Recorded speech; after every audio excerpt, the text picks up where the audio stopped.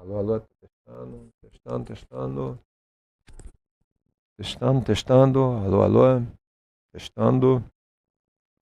Funcionando bem? Distorcendo a minha voz, o microfone, não? Tô te ouvindo. Tá no volume legal, eu acho. Aumentar o ganho, tá bom. Tá bom. Deixa eu testar o aparelho do meu colega aqui, peraí.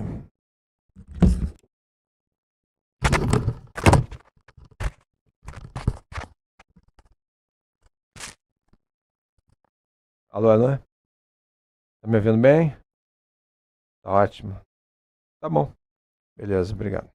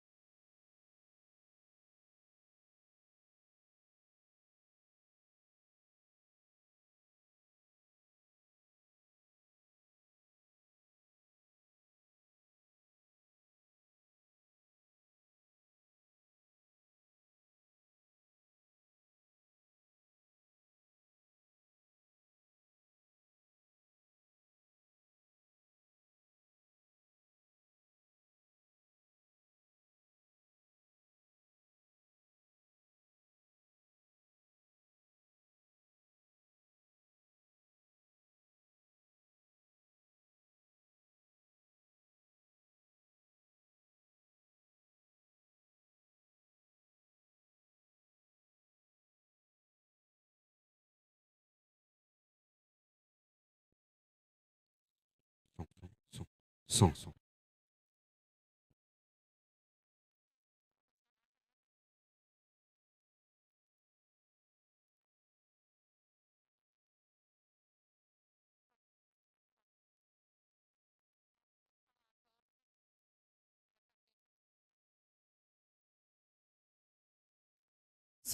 Pessoal, vamos começar. Vamos.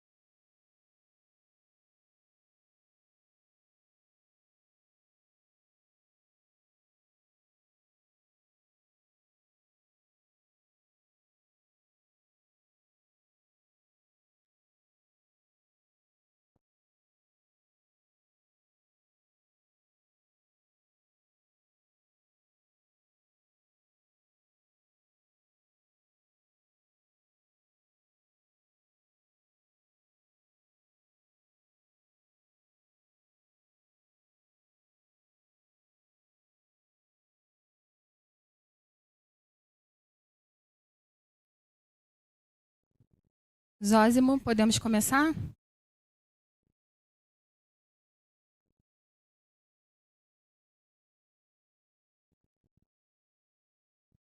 Todos pegaram o fone? Está disponível ali fora?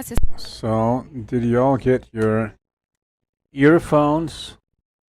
In case you need earphones for interpreting, they're available outside the room. Good morning, all. It is a pleasure to have you here at AEDIN. Good morning to people following us online. It is an honor for me to have this audience here in this industrial district to discuss sustainable economic development with focus on the Symbiosis program. Today we will promote this acceleration session by boosting the sustainable industrial ecosystem. And to start, I will call our partners and our program coordinator, our panel, where we will address governance in new businesses. So we have a good partnership that has helped us to promote the industrial symbiosis of Santa Cruz. I'd like to first of all welcome Melissa and ask her to take her seat. And the four, Melissa Rocco is our coordinator of the Symbiosis program, and she's conducting it with a lot of expertise. And AEDIN is honored to have you as a partner of ours at this important moment. And I'd also like to call the Professor Sabadini. Today he's here not as a professor, but as CEO and our consultant in the residue program, waste program. He'll always be my teacher, my professor. He is a CEO and founder of Sabadini Desenvolvimento de Negócios. I'd like to invite Annette Wendell. She's facilitator of industrial symbiosis. And I would also like to call Andressa Good, our coordinator, who is a partner from the state government, from the Secretary Department of Economic Development, Industry and Commerce.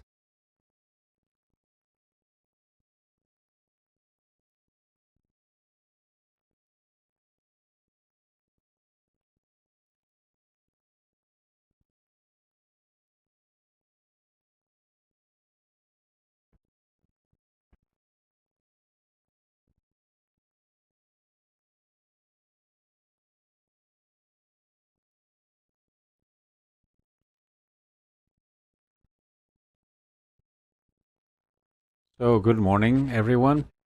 It is a pleasure to be here with you for this acceleration session we're having at AEDIN. We will discuss very much how this process is taking place, this process of implementation of an industrial symbiosis program in Santa Cruz. I'll mediate this session, and I'll ask my friends here, and I hope we can have a great session. And is the video ready?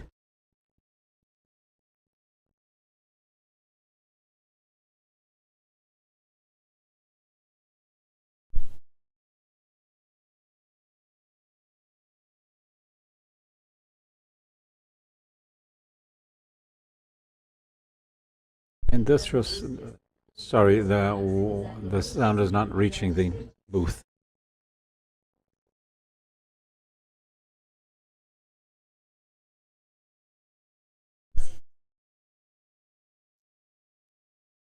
Água e materiais. O que é resíduo para uma empresa se transforma em matéria-prima para outra, criando um ciclo contínuo de reutilização. Os benefícios da simbiose são claros: economias significativas de energia, menos emissão de CO2, redução no consumo de água e um impacto ambiental muito menor. Isso significa eficiência para as empresas e para o planeta. A simbiose industrial é um pilar da economia circular, onde a reutilização contínua de materiais cria um ciclo virtuoso de reciclagem e redução de resíduos. Unindo empresas, governo, universidades e a sociedade civil, o projeto visa reduzir impactos ambientais e promover o desenvolvimento econômico local.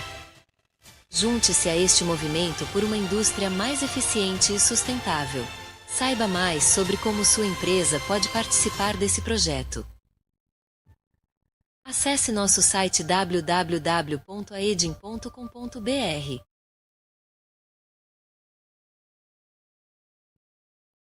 Maravilha. Great. So let's start now our debate for today.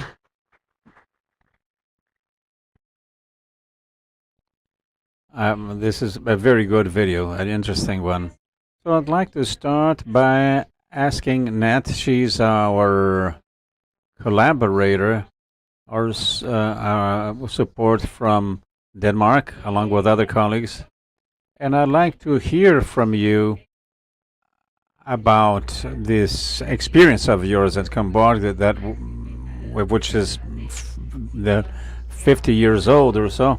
What were the main challenges that you came across from the beginning, thinking that there were companies, or Cambodia is formed by companies with different profiles and sizes?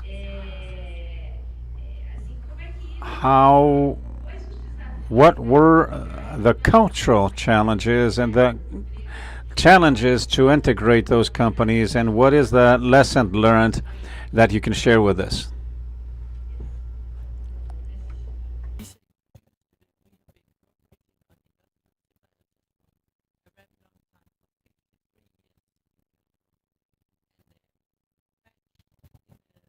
Early days of this partnership, the main challenges were to establish trust within the partnership, to overcome that you were private partners, public partners that have had to work together for the greater good and for financial benefits for the companies, which also meant a lot of environmental savings and a lot of benefits for the local community. And another barrier or challenge was to gain the self-confidence within the partnership, the belief in the value being created. And I think a way of overcoming that was to actually create real value for the partners. And then it's much easier to onboard the partners for more advanced projects. So by building value, building trust, and also ensure that you're aligned with the company's corporate goals, you onboard everybody for being partners in a project. And today in Kalundborg, the partners are so eager on the projects, and they have so much self-confidence that we have a lot of surplus heat in Kalundborg. They are now about to send it more than 100 kilometers to the capital of Denmark to supply them with district heating, which is used for heating local households in Denmark. So they have a lot of confidence and power and trust in the values of the partnership.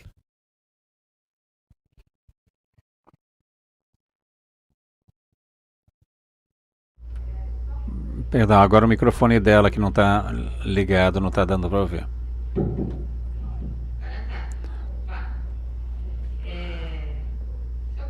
Well, to supplement, did you notice cultural challenges when this context? We know that the city of Kalundborg, there are companies which are from Denmark itself, but even then, was there any trouble in cultural terms, and how did you overcome that within that reality, the Kalundborg reality? Yeah, in the Kalundborg reality, we overcome that. There was not that much trust in the beginning between the public and the private partners. But to firstly start sitting around the same table, having discussions, and also share the value propositions for each of you to find where there are similarities, to identify where to start the partnership, what can benefit both bodies, both the private partners and the public partners. And then I think equality is also very important as a factor to overcome cultural barriers. For instance, in our corporation, each company, including the public partner in the partnership, the municipality, has one vote per company. So this equality is also very important, I think.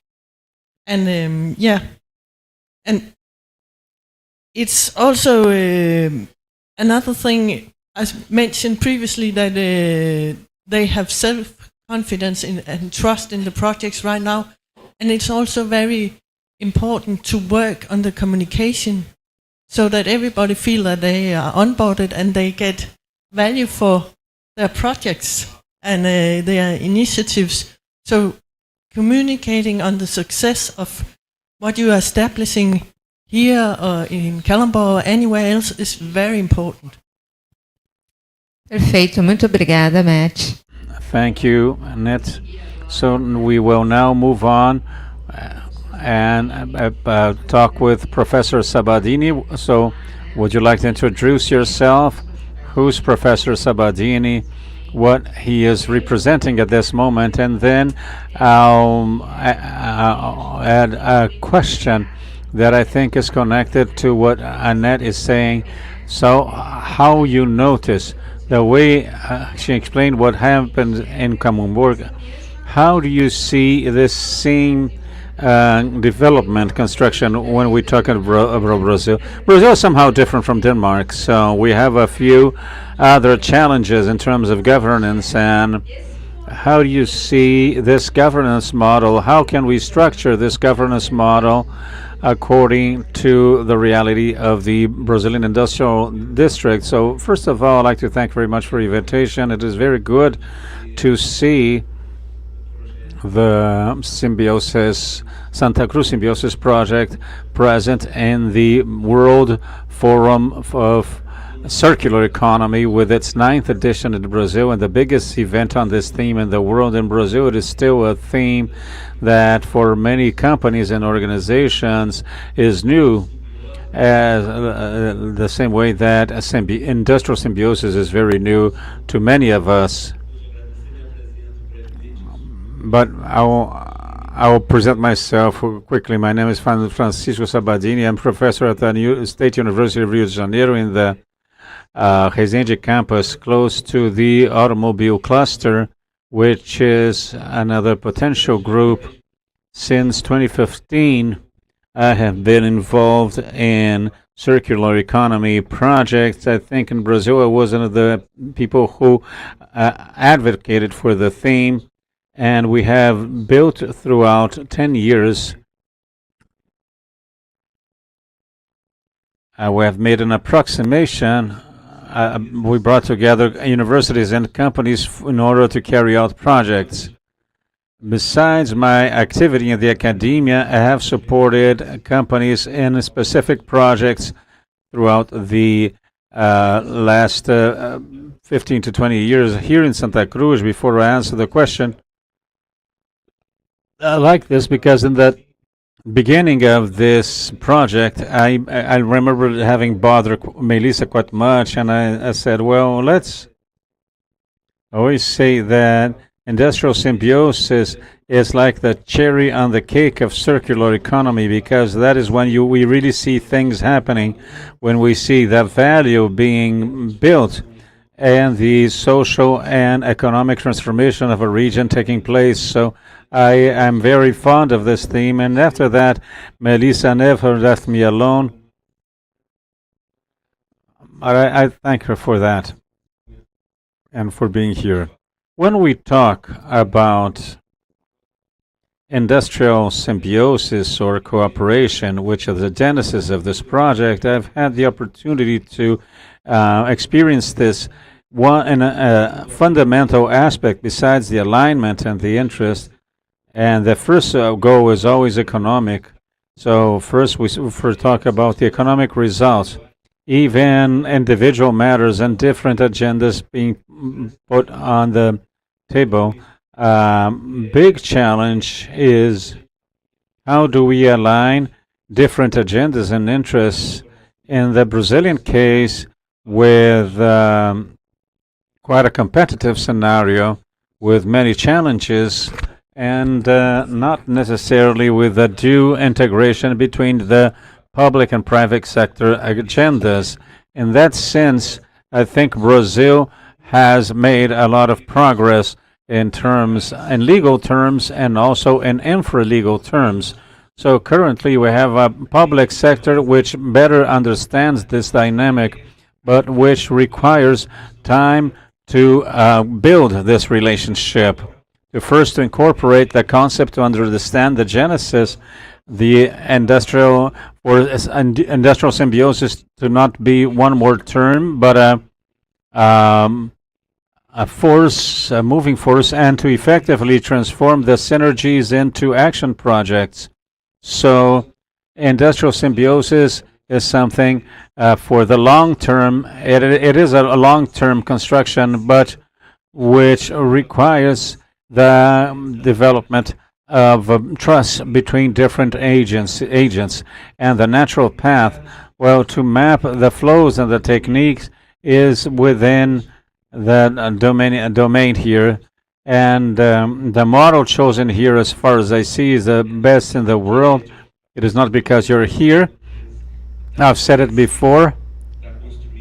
It is technically consistent, so it is the best pathway. We've said this before. And the construction of trust and collaboration will go inevitably through identifying these common points.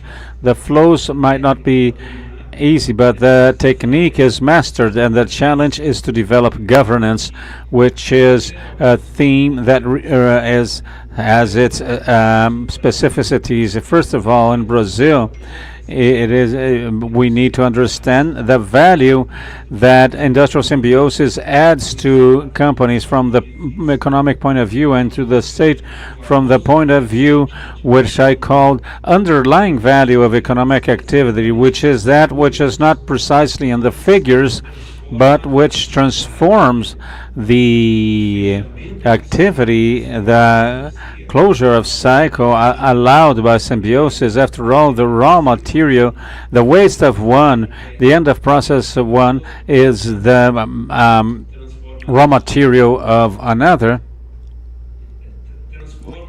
transforms this into underlying effect, which is the indirect effect of job creation, the indirect effect of social outreach, and perhaps most important is this effect of economic polarization in the region where the symbiosis takes place, which is not clear in the model, but which is a natural consequence in terms of middle and long term, which is where the state finds value and serves as a dampener for crisis moments. I hope I've answered your questions. Certainly, Sabadin is Mr. Sabadin is my guru since the very beginning. But he did introduce me to the concept of economic circular economy, industrial symbiosis. I do very much like to hear his discourse, which is so coherent and so up to date. I'm going to ask another question, Mr. Sabadini. But now let me ask Andressa. Andressa, please feel free to introduce yourself. Within this context of symbiosis, she's representing the government of the state. She's been here since the very beginning. Let's be sincere. You've been with us for the longest time. So all of this international cooperation, yes, this was part of the proposal from the government of the state of Rio de Janeiro, together with Kalundborg. And I would like to ask you this, Andressa, how do you see this cooperation? It is international. How does this support this industrial symbiosis program here in Santa Cruz? Initially here, but with the desire of expanding to other industrial parks in the state of Rio de Janeiro.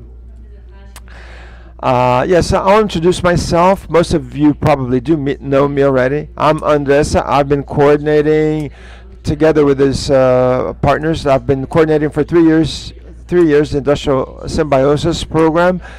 As Melissa's had this contact with the concept of symbiosis, we found this very interesting, so we reached out to our Danish friends to bring this to Rio de Janeiro. So to think about international cooperation, this is it. As a state, we need to seek out models, the best practices, to understand what is adaptable to our context here in Rio de Janeiro. And industry in Rio de Janeiro is strong. Our industry has grown in importance in our state. I think we're the second most important economic sector in Rio.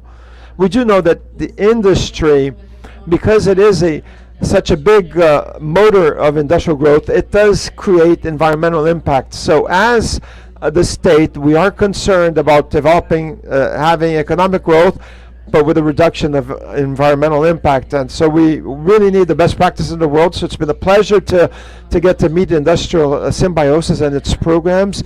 And it aligns with our goals.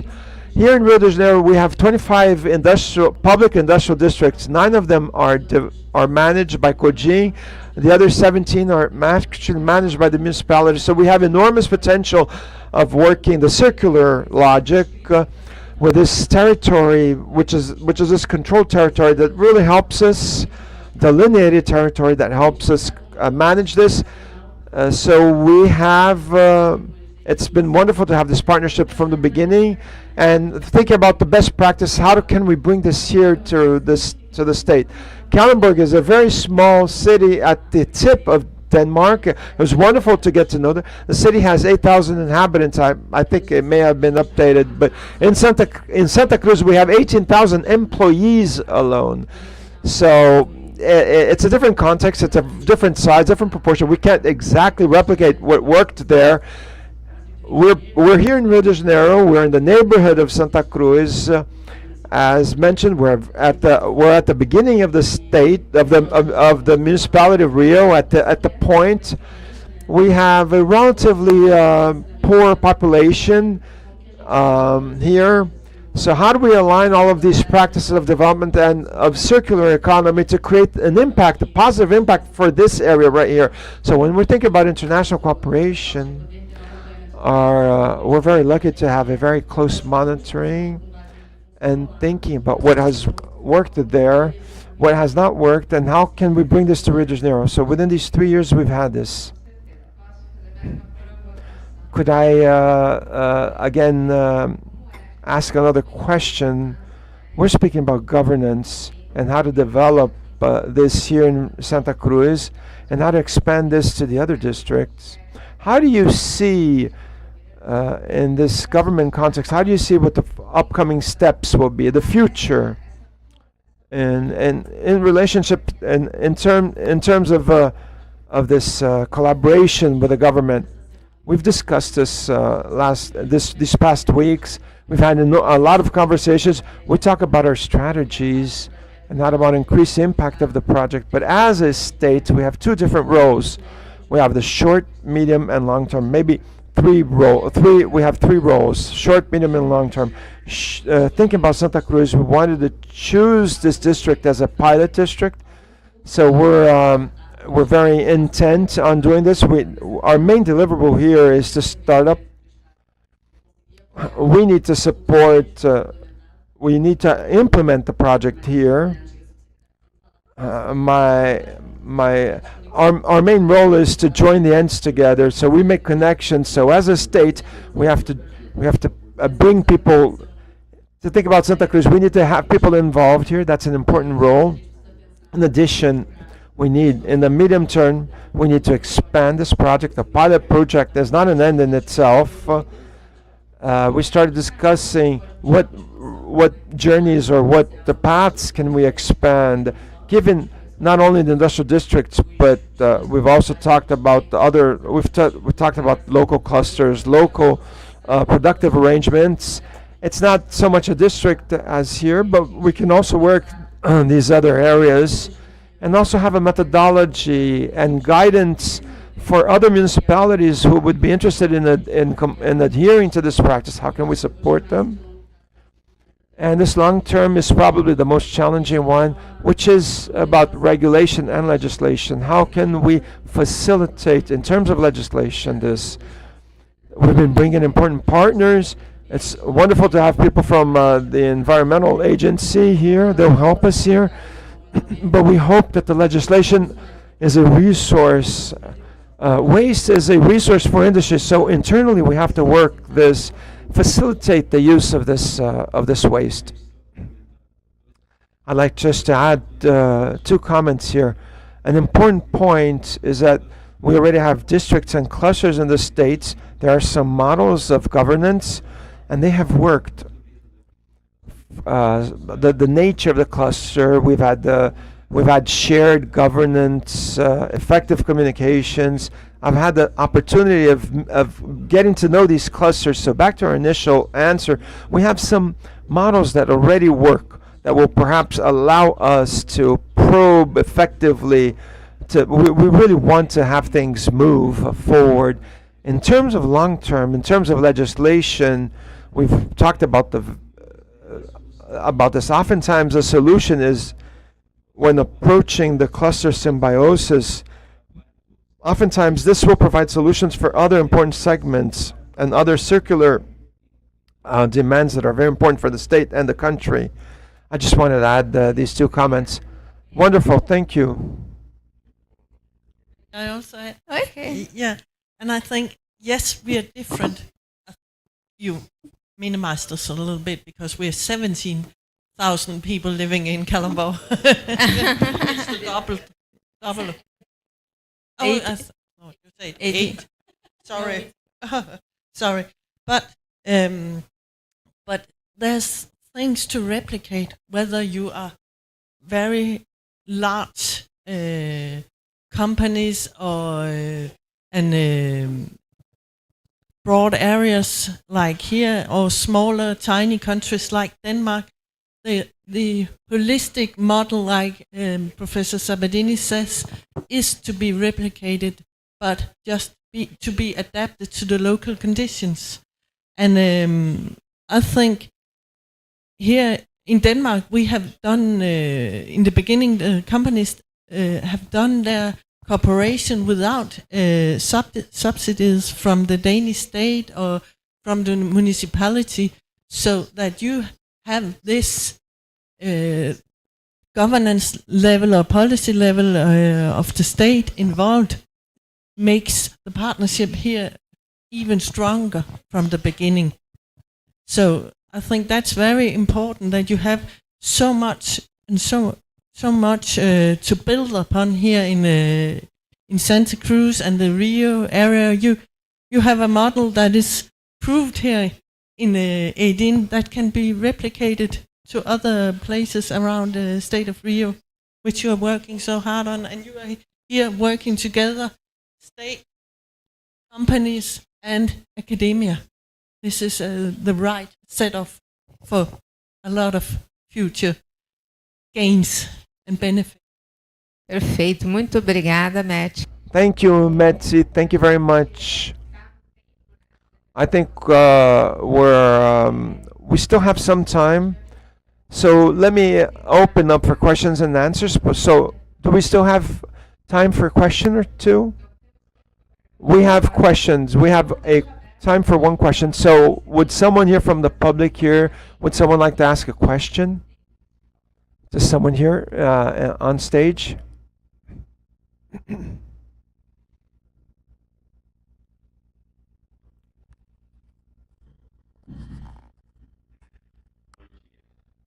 Good morning.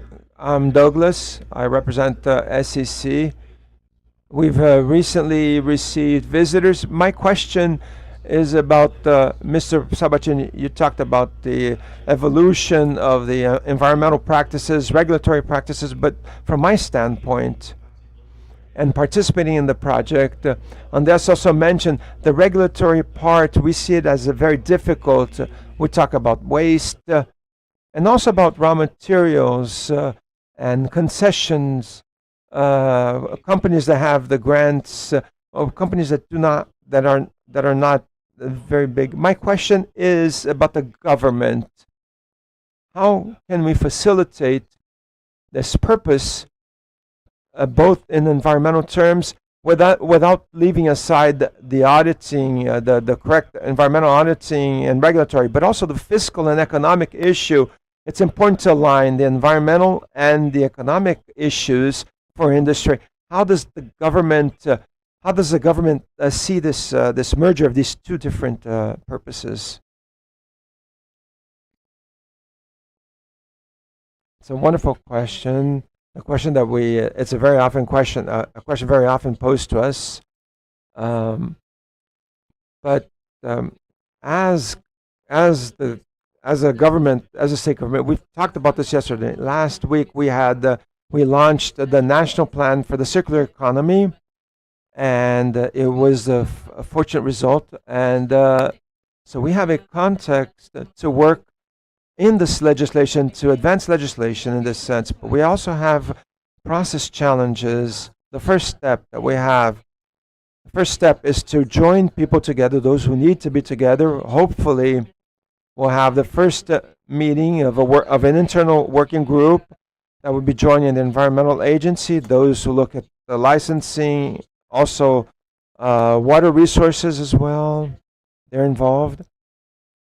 We'll have representative from the governor's office to discuss environmental issues, and we want other representatives to take part in this working group as well, according to the agenda of the meeting. So as I mentioned, we need to be demanded. People, need to demand of us. But we've been listening to many challenges relating to, for example, the water project. There are challenges in terms of grants, licensing. But we do need to know what challenges to discuss as a government. Later, Leo will be presenting what the state is already doing. There's a lot of stuff that we are updating. And the idea is to have everything aligned, the environmental legislation. As for the fiscal or tax issues, that could be one of the biggest challenges. The state of Rio de Janeiro is currently under Chapter 11 tax renegotiation. So we need to provide a new fiscal incentive. We need to go through a national committee, needs to approve this. But we're already thinking about this, and Professor mentioned this.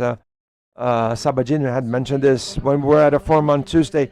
How could the tax issues become a problem if we look this as a waste, but it's going to be part of the productive process? That could be a problem. So we need to align ourselves, adjust. We'll need technical details.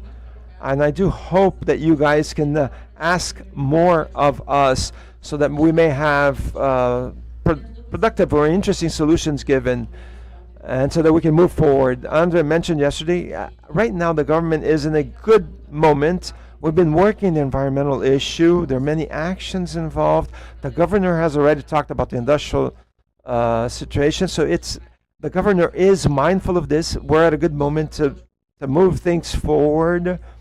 And we hope that the things will move forward. Thank you. If you allow me to add a few comments, one of the whenever we see cooperative models such as this one, one of the main engines is the corporate engine, taking advantage of whatever potential is available on short to medium term. We talked about the business circular economy model. When we do this, specifically here, we have two models. We have the circular raw materials that will value the resources, and the possibility of sharing that is a part of the nature of the activity of the industrial symbiosis. So in this aspect, companies are able to find opportunities for optimization, especially looking at operations, looking at reverse logistics, sharing installations, and also inevitably energy and sharing other materials. The tax process will take longer because, unfortunately, inevitably, it will have to deal with different levels inside the state, and also we'll need to have federal legislation approval. But the big engine that will move this forward is having the companies taking advantage of these initial synergies to, in fact, thrust forward this process. We have an automotive cluster in the south of the state. We had the presence, in our automotive cluster, the state was heavily involved. But what really makes everything feasible and possible is have a structured and organized movement, having trust that initially is built by the companies with the presence of the state. It is a state that provides structural resources at the medium term, but these were my comments. And we have time for another question. Good morning. I am Edida. I'm from Ternium. My question is very similar to my college, but I'd like to ask my Danish colleague regarding the legislation. Was this an issue for you before the project? What were the key points that led to this transformation in terms of your legislation in Denmark? And how could your example be applied to us, could be a success case for us here in Rio de Janeiro? Thank you. Thank you for the question. I think my colleagues will tell about Hasse from the Kalundborg Municipality Utility, informing you on the water case from Kalundborg. We'll dive a little bit into that. But for instance, we have had a lot of issues on water and regulation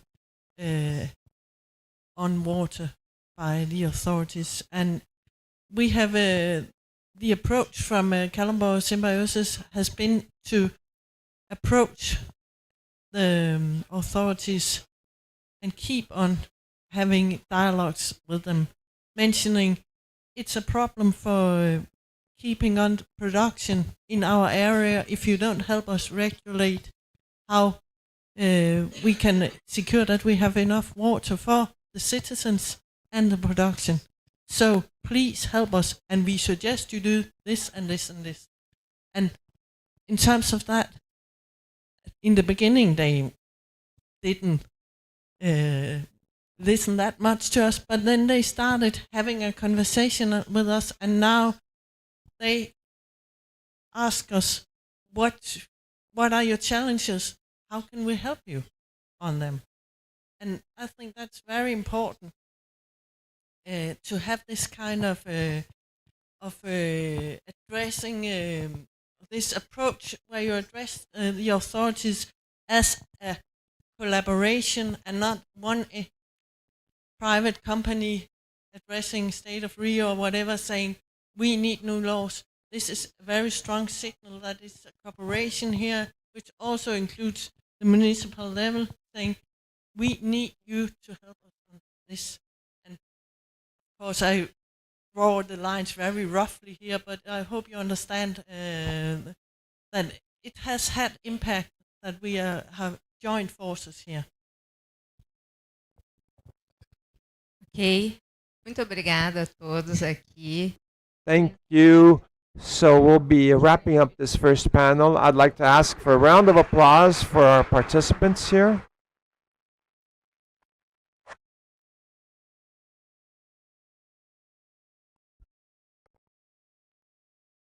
If anyone has questions, they're here, and you can talk with them as well.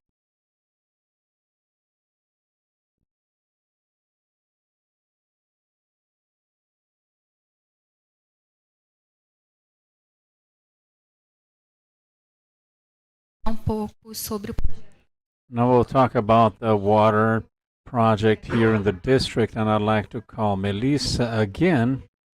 Please take your seat.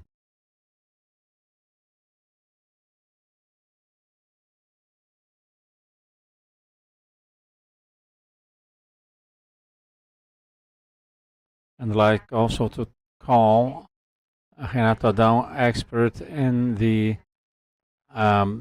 treatment station for water and waste treatment of the Casa da Moeda. I'd like also to call Leonardo from INEA, the State Environment Agency, also responsible for water resources, and also call Earth Meter, who is responsible for the Kallenborg treatment station. I never get his name right. I tried many times. So I'll pass the floor to Melissa so she can conduct the panel. Again, me. We had a small change in this panel. I wouldn't be the mediator at first, but I apologize in case I commit any mistake. I apologize beforehand, but everything will go out right. So I'd like to first, the first question would be to Hess. Please introduce yourself before answering the question, and then I'll move on to the question. I see this water point extremely important. Kallenborg is strong in this management and the sharing of waters within the district of Kallenborg, whereas in Brazil we had trouble, especially in legal terms. We have a certain impact that make us worry. We are not saying that it will be impossible, but we know there will be obstacles. So, considering the experience from Denmark, I'd like to ask Hess to explain what were the main challenges in the implementation of this collaborative system for water and waste management, and how that was overcome, and how did you reach what you have there now. So that is a question to you. O microfone, por favor.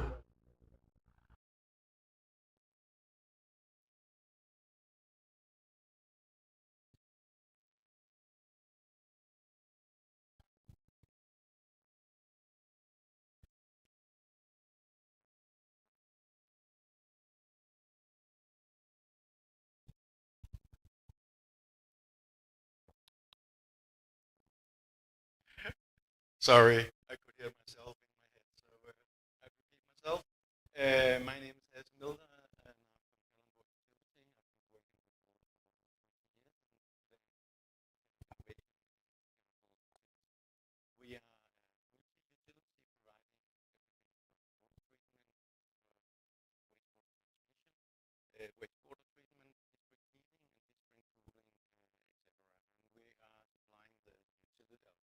industry in Kalundborg, mainly for 92% of our production. And then answering the question. We've been working quite intense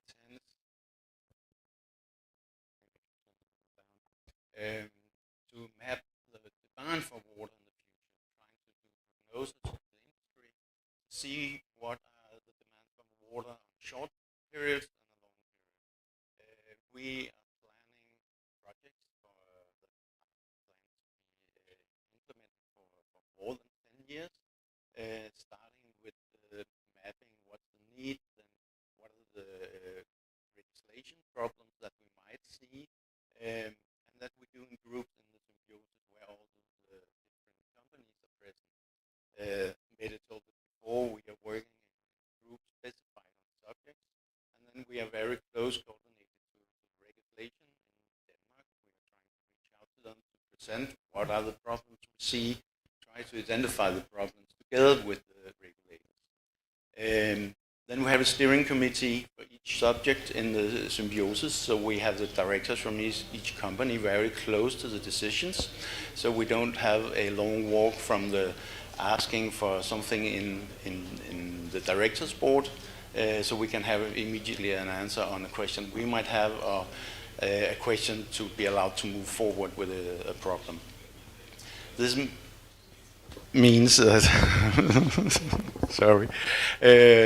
This means that we are able to have very short decisions makings, to go to government level and ask for them to change subjects in the regulations. And that's a very powerful tool. As Mette told you years before, they weren't even reaching out to us before planning new laws. Today we are in a state where they reach out to us in the very early beginning of new legislation for Danish companies, and the way you treat an environment, the way you treat water, and etc. So it's a very, very powerful governance model we have. At the same time, we have the municipality present in a group where we coordinate infrastructure, so we can plan. When we're planning new water types, we are working with 5 different sources of water today, or qualities of water. We can plan the infrastructure so the municipality can reserve the space for the pipelines needed for those operations. Sometimes we see that different companies might have different positions, and then we have quite a lot of communication internally where we have to provide them with documentation that the need for a new source of water are present, that we can change existing legislation without pushing a company to have another political position in their market. Because when we, for instance, go for desalinating of seawater in Denmark, that's the perception of seawater as a source for drinking water is that it uses total much energy and pollutes the environment. And that might be the way that it was 30 years ago, but it has changed, so today we can do it in a quite good way. And we have to convince the leaders from the different factories and companies that this is actually a possibility to do today. And everything we do is with one goal, to be able to supply the whole group of partners in the industry with sufficient amount of water of the needed quality. So where we use groundwater for drinking water in Denmark, for producing bricks and plasterboards, for instance. We are changing it now to be using reclaimed water or reused water from other companies to produce to productions where it's not needed with a high water quality.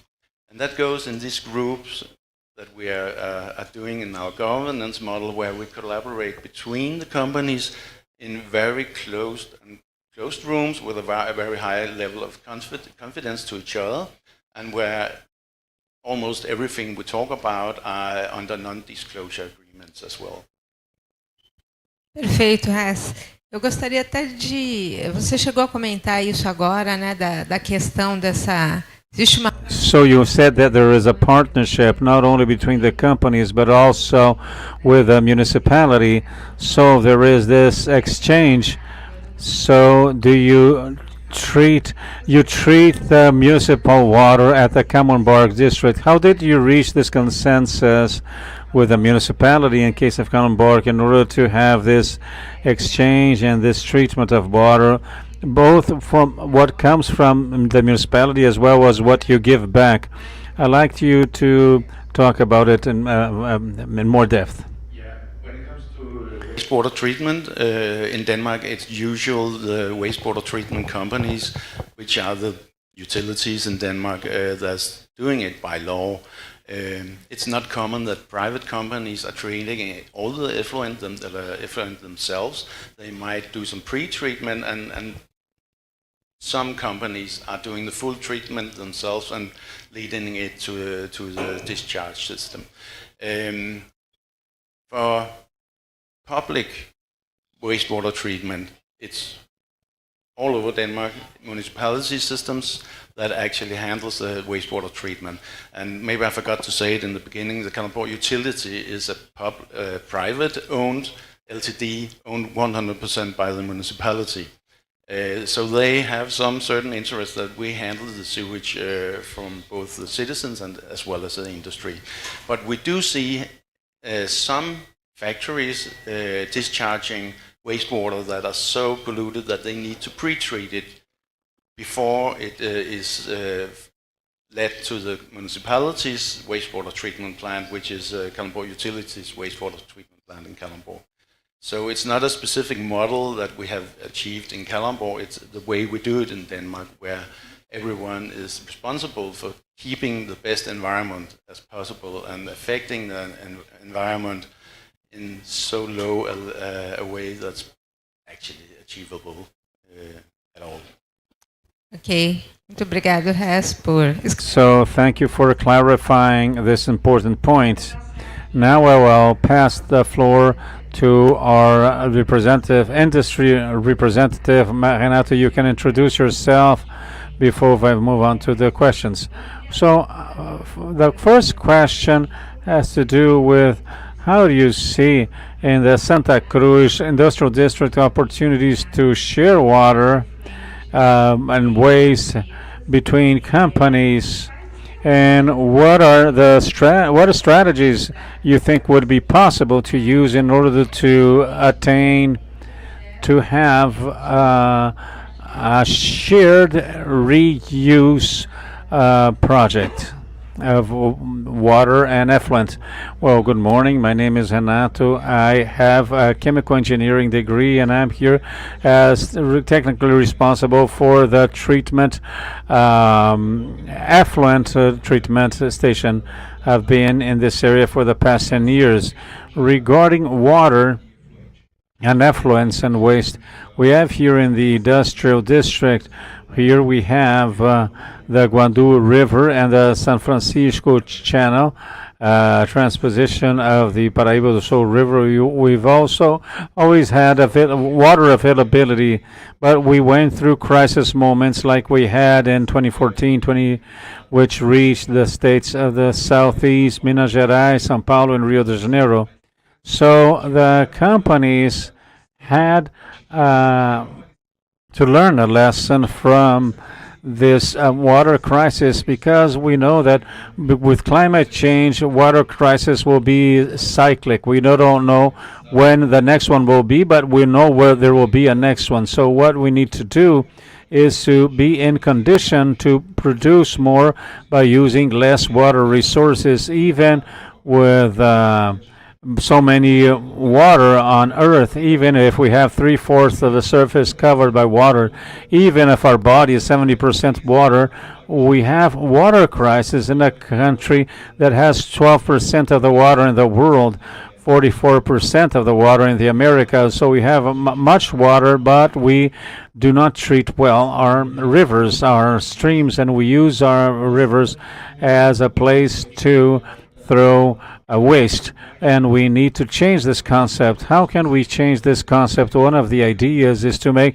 reutilization, and we can do it internally, like for example Casa da Moeda already does, the money factory.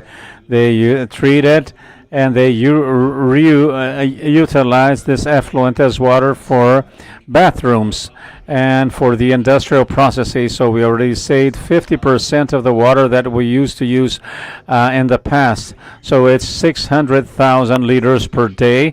We are saving 300,000, which is enough to supply to 700 families, over 2,000 people that can be supplied with this water that we stopped using. And by expanding from the Casa da Moeda to industrial district as a whole, we see there are companies with different situations. Obviously, we have huge companies like Terni, which uses a lot of flow, and we have small companies using a smaller amount. But what can we do? We can look at the idle capacities that can be useful for others. For example, we have a treatment station that was designed for 5,000 people, but unfortunately we had the pandemic, and then this made possible hybrid work. So I have a reduction of the expectation of people working on a daily basis because people are working at home, and my station, which was capable of treating the effluents of 5,000, today treats the effluents of 2,000. And then I can send this reuse water to other companies. So we need to see the grants. We have the water and effluent grants, and ICC, which has a water grant. If they're not using all their capacity, they can use part of this capacity to supply water to other companies. They can. So we need to sit to see all those possibilities, and perhaps even make not only the AEDIN but also an association. Perhaps the AEDIN would be a center for each company associated to it to be able to have internal reuse. We had recently municipal legislation, which mentions internal and external reuse. For external reuse, it is a process that requires licensing. We need to see authorization from the municipality, but we've considered the internal reuse for every company, even if they are different companies. Then we would be able to do this as if it was an internal reuse, and then I can send, for example, water from a cooling tower to another company, or treat it through osmosis and reutilize it. We have certain points to be addressed. Obviously, Kalundborg is an example of ours, and we have different characteristics from those of Denmark, like a big water availability and also contaminants. So we treated our water vessels for very long with little care, but we have much progress to make, and we have this possibility of doing it in an environment-friendly manner. I saw two experts with so much knowledge and so technical. We see they know what they're saying, and another point I'd like to address is that what kinds of strategic partnerships can you foresee that may help to make feasible this process you're counting on? Could it be internal partnership, government? What would be strategic at this moment? I think we need to start by the legislation. We have legislation which is somehow not up to date, outdated. You see, this goes from back to the 1970s. So with the grant, this is from the year 1976 and was not updated in those almost 50 years. And we also have licensing for a grant and for treatment of waste here in the industrial district of Santa Cruz. Especially, we had companies licensed by the state government, and then there was a transference according to the supplementary legislation to the municipality. But many companies are in a situation of license renewal. They have been going through this for years, and perhaps the municipality still does not have the expertise to be able to do this licensing for big companies like, for example, Ternium and Casa da Moeda. And so in that sense, the state government has more knowledge and technical capacity.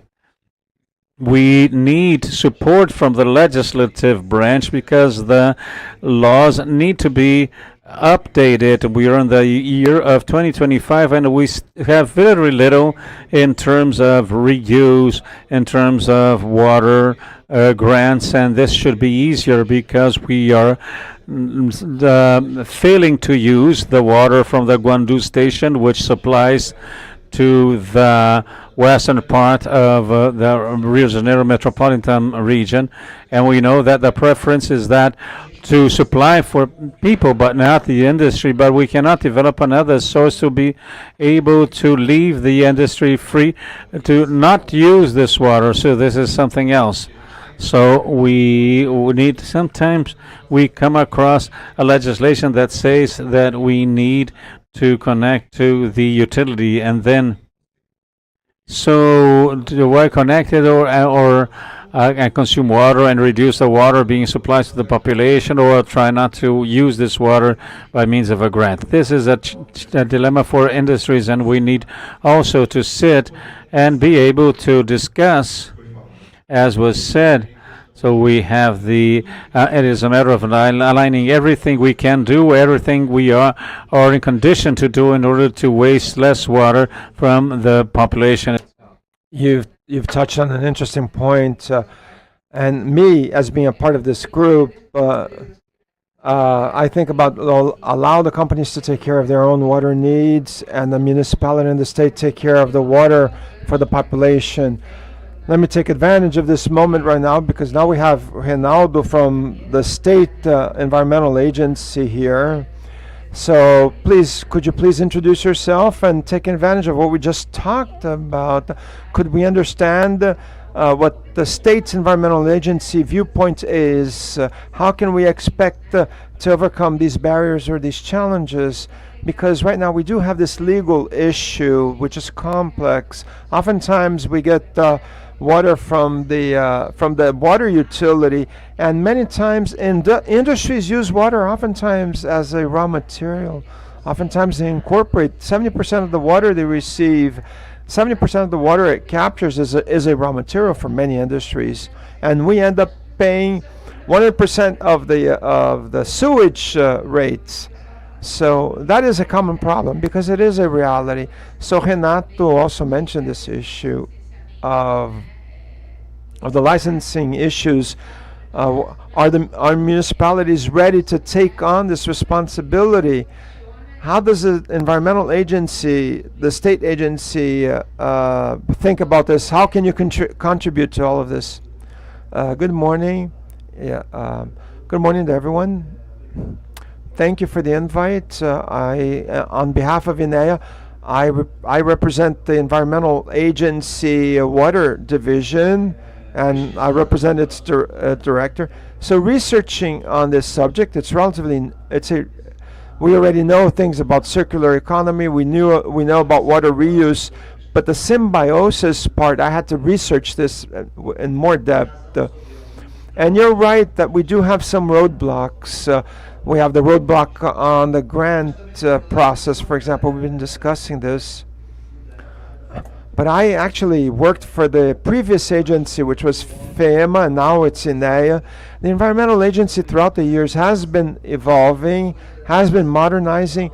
The legislation, some of the legislation has advanced because of unfortunate incidents that we've had. Some demands that were shown became new advances. We have a state decree from 2020 that talks about water reuse. It's relatively new. Came up during COVID. There is a federal legislation, but the federal legislation is very incomplete. It doesn't really talk about other things. Our decree is more detailed. It doesn't mention too much the issue about the selling or the commercialization of this. It only talks about making water for reuse available. It doesn't really talk about the commercial aspects. In our department, in our management, we have a self-control program, which is a water self-control program. Many companies have effluents, industrial wastewater. They must report the data on their industrial wastewater production. And in these last years, we've had more requirements, more demands because of the need for reusing this water. There's an understanding in the environmental agency. We've talked about this. Sometimes we have partial reuse, not 100% of the full wastewater reuse. Inside INEA, we have a multidisciplinary team. We've been discussing this in terms of creating a new operational guideline. We've elaborated it, but we're still redoing. We haven't finalized this guideline for controlling. How much would reuse be allowed, 100% or less? How would we be controlling this? Would we be measuring the flow rates? The control in terms of the water quality standards, the ones that are in force right now, or new ones for reuse of water.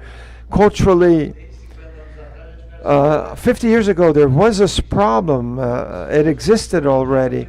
The use of reused, the utilization of reused water is used by some municipalities. We've used it for other use. We wash our streets. We wash our roadside curbs. We haven't used it for drinking water as a drinking water source. This pilot project that we're doing here is wonderful. It will also help us as an environmental agency to debate this, to improve our legislation regarding this. It is a challenge for us, but as a challenge, even us as an environmental agency, we do have our rights. We have our process for approval. We have ecological risks that we must discuss, that we must connect to this. We need to provide also bigger security for the reuse. Well, we do understand that the reuse is a wonderful idea. If you can use wastewater or an effluent, if you can use that as a raw material for another company, that is wonderful, because that other company no longer needs to be paying for drinking water. It'll increase water resources in the region and in other locales. And for the company, it's a competitive, it's a more efficient use. It increases aggregate value and things of that sort. So we're optimistic about this. INEA, which is the environmental agency I work for, we're aligned with this. We have these continuous conversations. We've already seen that there's an increased demand for this. The Consumer Protection Bureau that deals with water issues is also considering this. And we mentioned this. We'll be using reused water. We'll be expediting this process. The self-monitoring mechanism is not very simple. We're trying to expedite this in the company because this is control that we do. It's wonderful for the state, for the companies, and for the population as a whole. When back in the day, the environmental agency had done this, a lot of requirements for wastewater feeding. A lot of our problem was mainly a sewage problem. Now it wasn't really industrial wastewater, but now recently this industrial use of this wastewater, which another company can use or reuse for other kinds of or for other entities, this will be excellent. I think it'll be good for the population, for the companies, and for all. And the environmental agency is aware of this. We're doing our homework. Yes, we do have internal processes that we must follow. But we've had the state decree since 2020. The federal legislation approved was in 2023. And all of the legislation and regulations are being reviewed, revised. The previous environmental agency guidelines have been reviewed, have been revised, revisited. So what INEA has to contribute as environmental agency, and I'm sure that my colleagues could add, is about this. We're always aware of this, and we have a multidisciplinary team always, and we're determined to comply with all of our requirements, to attend to our requirements. We have also the grant process that we're looking at. And as we have new requirements, and as the requirements for companies evolve, we'll be doing all of these changes. Thank you.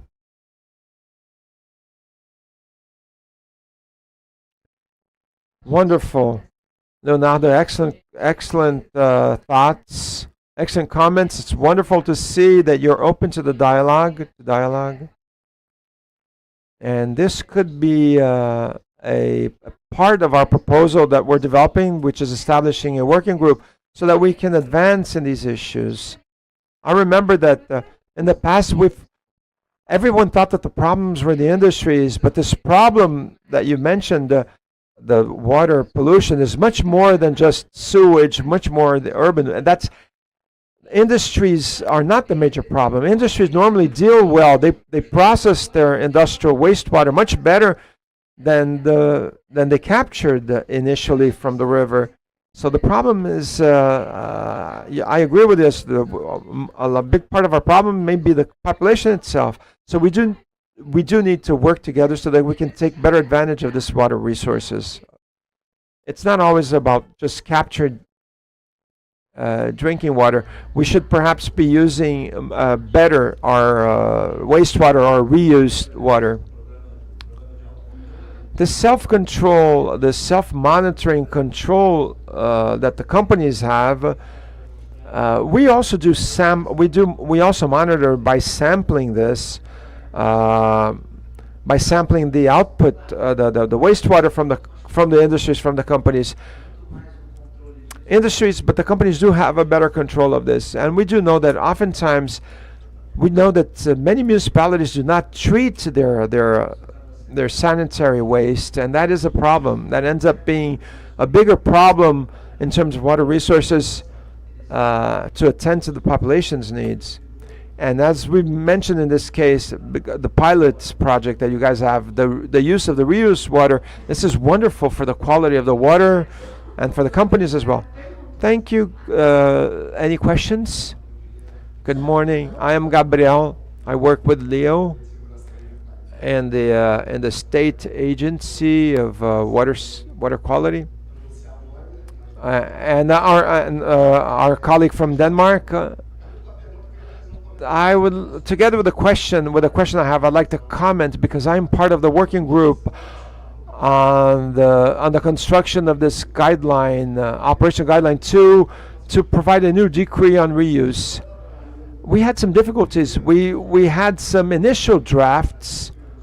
First of all, it was directed to reuse all of the different types, not only for companies or industry, but also agricultural reuse, forest reuse.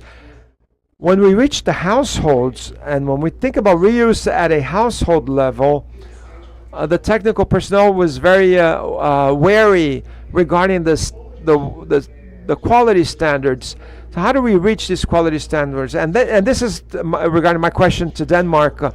Do you already have these quality standards regulated for reuse of industrial wastewater? And of this industrial wastewater, do you have the quality standards that may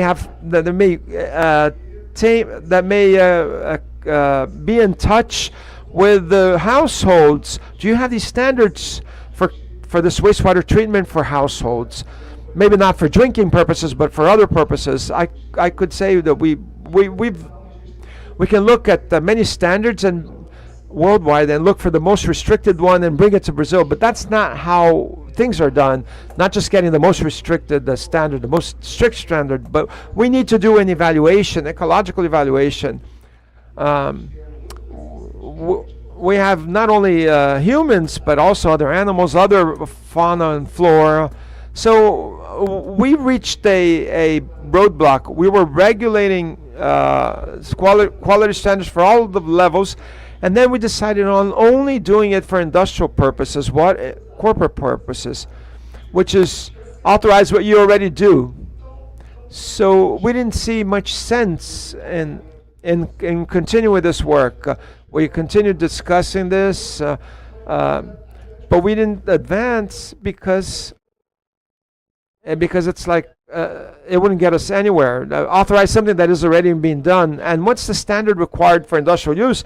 It depends on each industrial process. You guys know this better than we do. You know what the quality standards is for reuse of a wastewater in your internal industrial process. It's not the environmental agency that must require a standard. It's the corporations that know what the water quality. I don't know if you understand.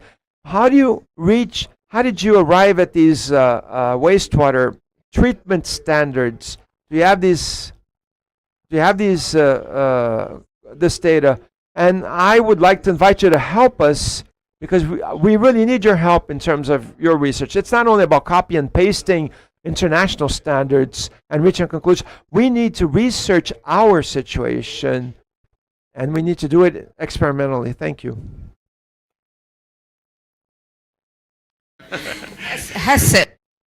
In Denmark, we have been working on this quite a long, and some of the work in the Symbiosis with legislation on the drinking water quality has mentioned the work on reused water or reclaimed water in general, and because of the risk assessment, we are not allowed to use reclaimed water to drinking water purposes in Denmark, but we can use it for any other purpose. And the way we see it in Kalundborg, all wastewater can be treated to any water quality needed, any water quality you like, so we can have the most difficult wastewater produced to ultra pure water if we want. But it comes to barriers that prevents contamination of the drinking water for people.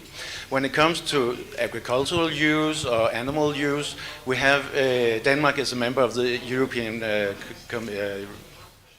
European Union, sorry, where we have some regulation on this. And in 2023, we had a legislation going to all member states which set the minimum criteria for the reuse of water for agricultural use, for cooling water purposes, and for animal farming using as well. In Kalundborg, we use the work groups against in the Symbiosis to find out what are the quality demand in the industry, even when it comes to pharmaceutical industry, when it comes to food grade industry, or when it comes to cooling purposes.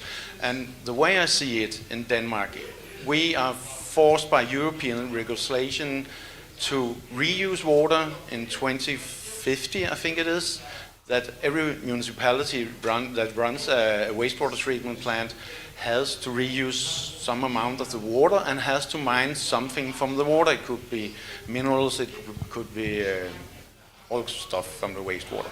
And when I look into the situation here, you need something to motivate the companies to move for central wastewater treatment and central reuse of the water, since the way it is in Kalundborg, a big central system is better than a lot of minor systems.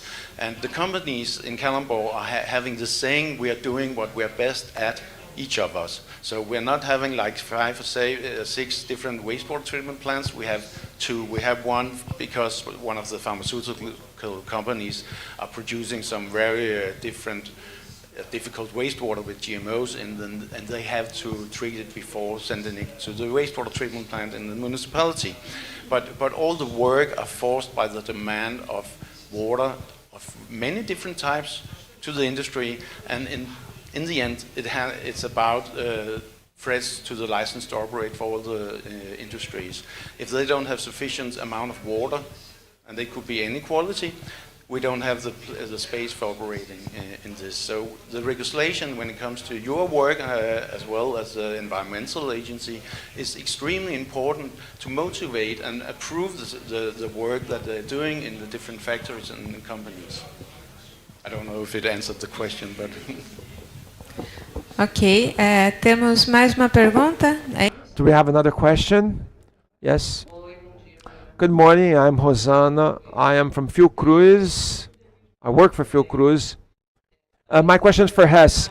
Have you had any problems? Yesterday we talked about some of the concession companies. We talked about concession companies yesterday, and I thought about this going home. When you talk right now about having a central wastewater treatment plant, we do know that the companies have already implemented, most of them have already their own individualized treatments.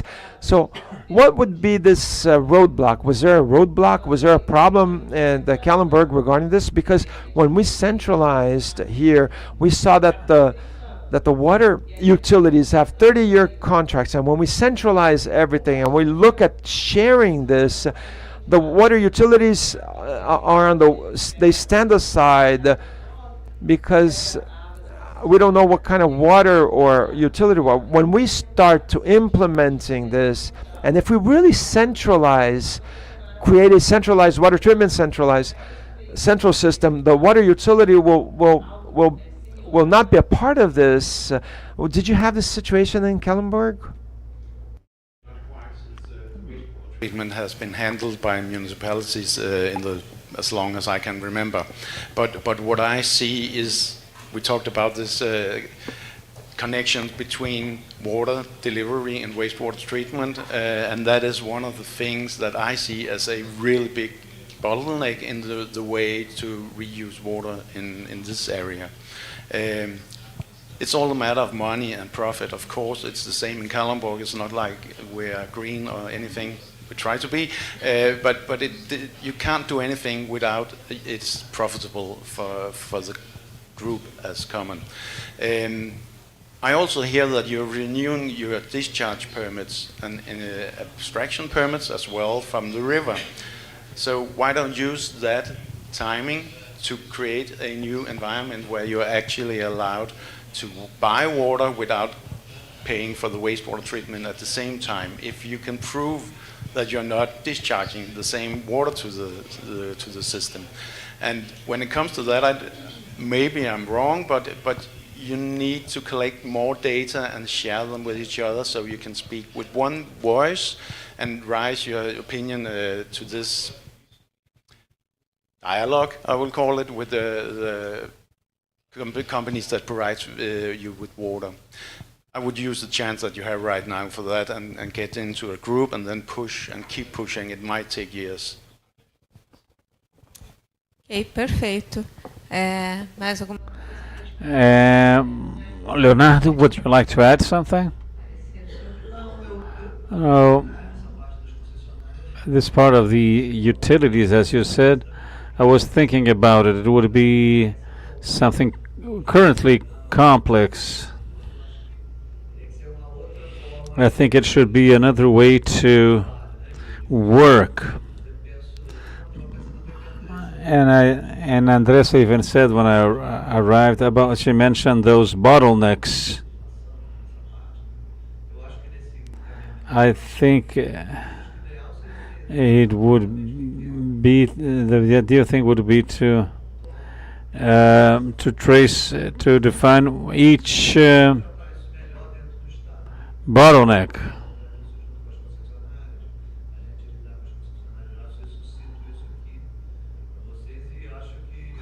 And I think Gabriel's idea is good.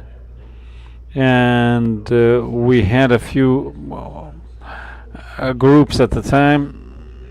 This work group on reuse is very important to take part, even so as to have a better idea about how to reach a document that, but one that may please don't. We had another document which was not put into the context.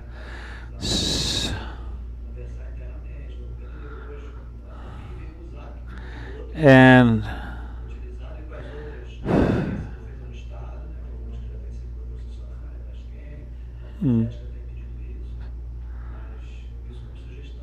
there's my suggestion. So I'm glad. I think we have a lot of work to do, and this dialogue conversation was fruitful. So I'll close this panel now. I thank you very much for your participation. In case you have questions, you can talk to them later on. Thank you very much.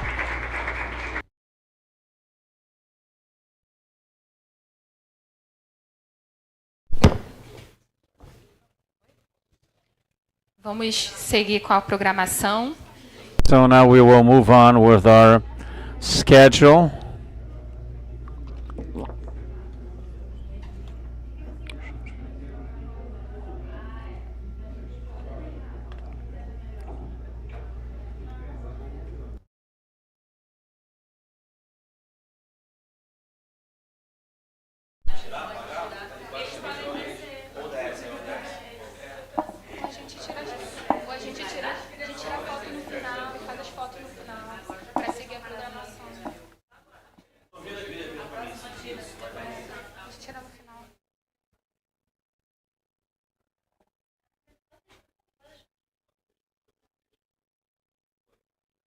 Vamos prosseguir, pessoal, com a programação.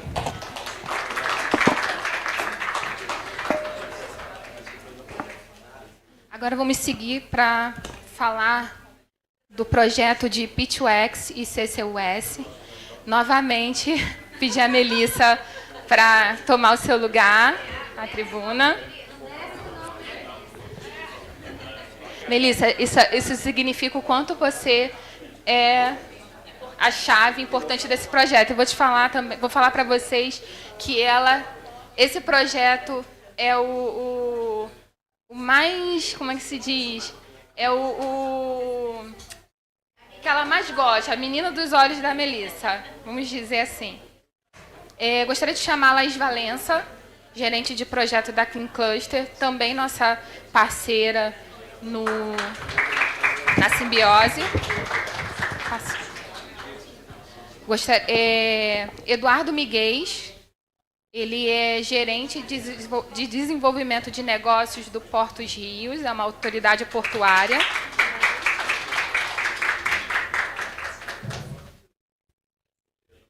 Ingrid Persson, da Ternium, ela é especialista em gerente de... oh, meu Deus. Isso, gerente ambiental corporativo, desculpa. E Tiago Casper, diretor de pesquisa, desenvolvimento e inovação da Cladtech.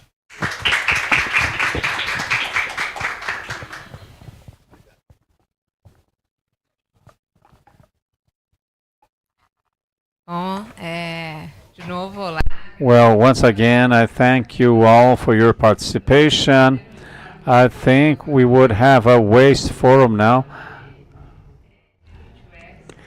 This is the P2X forum. What does P2X mean?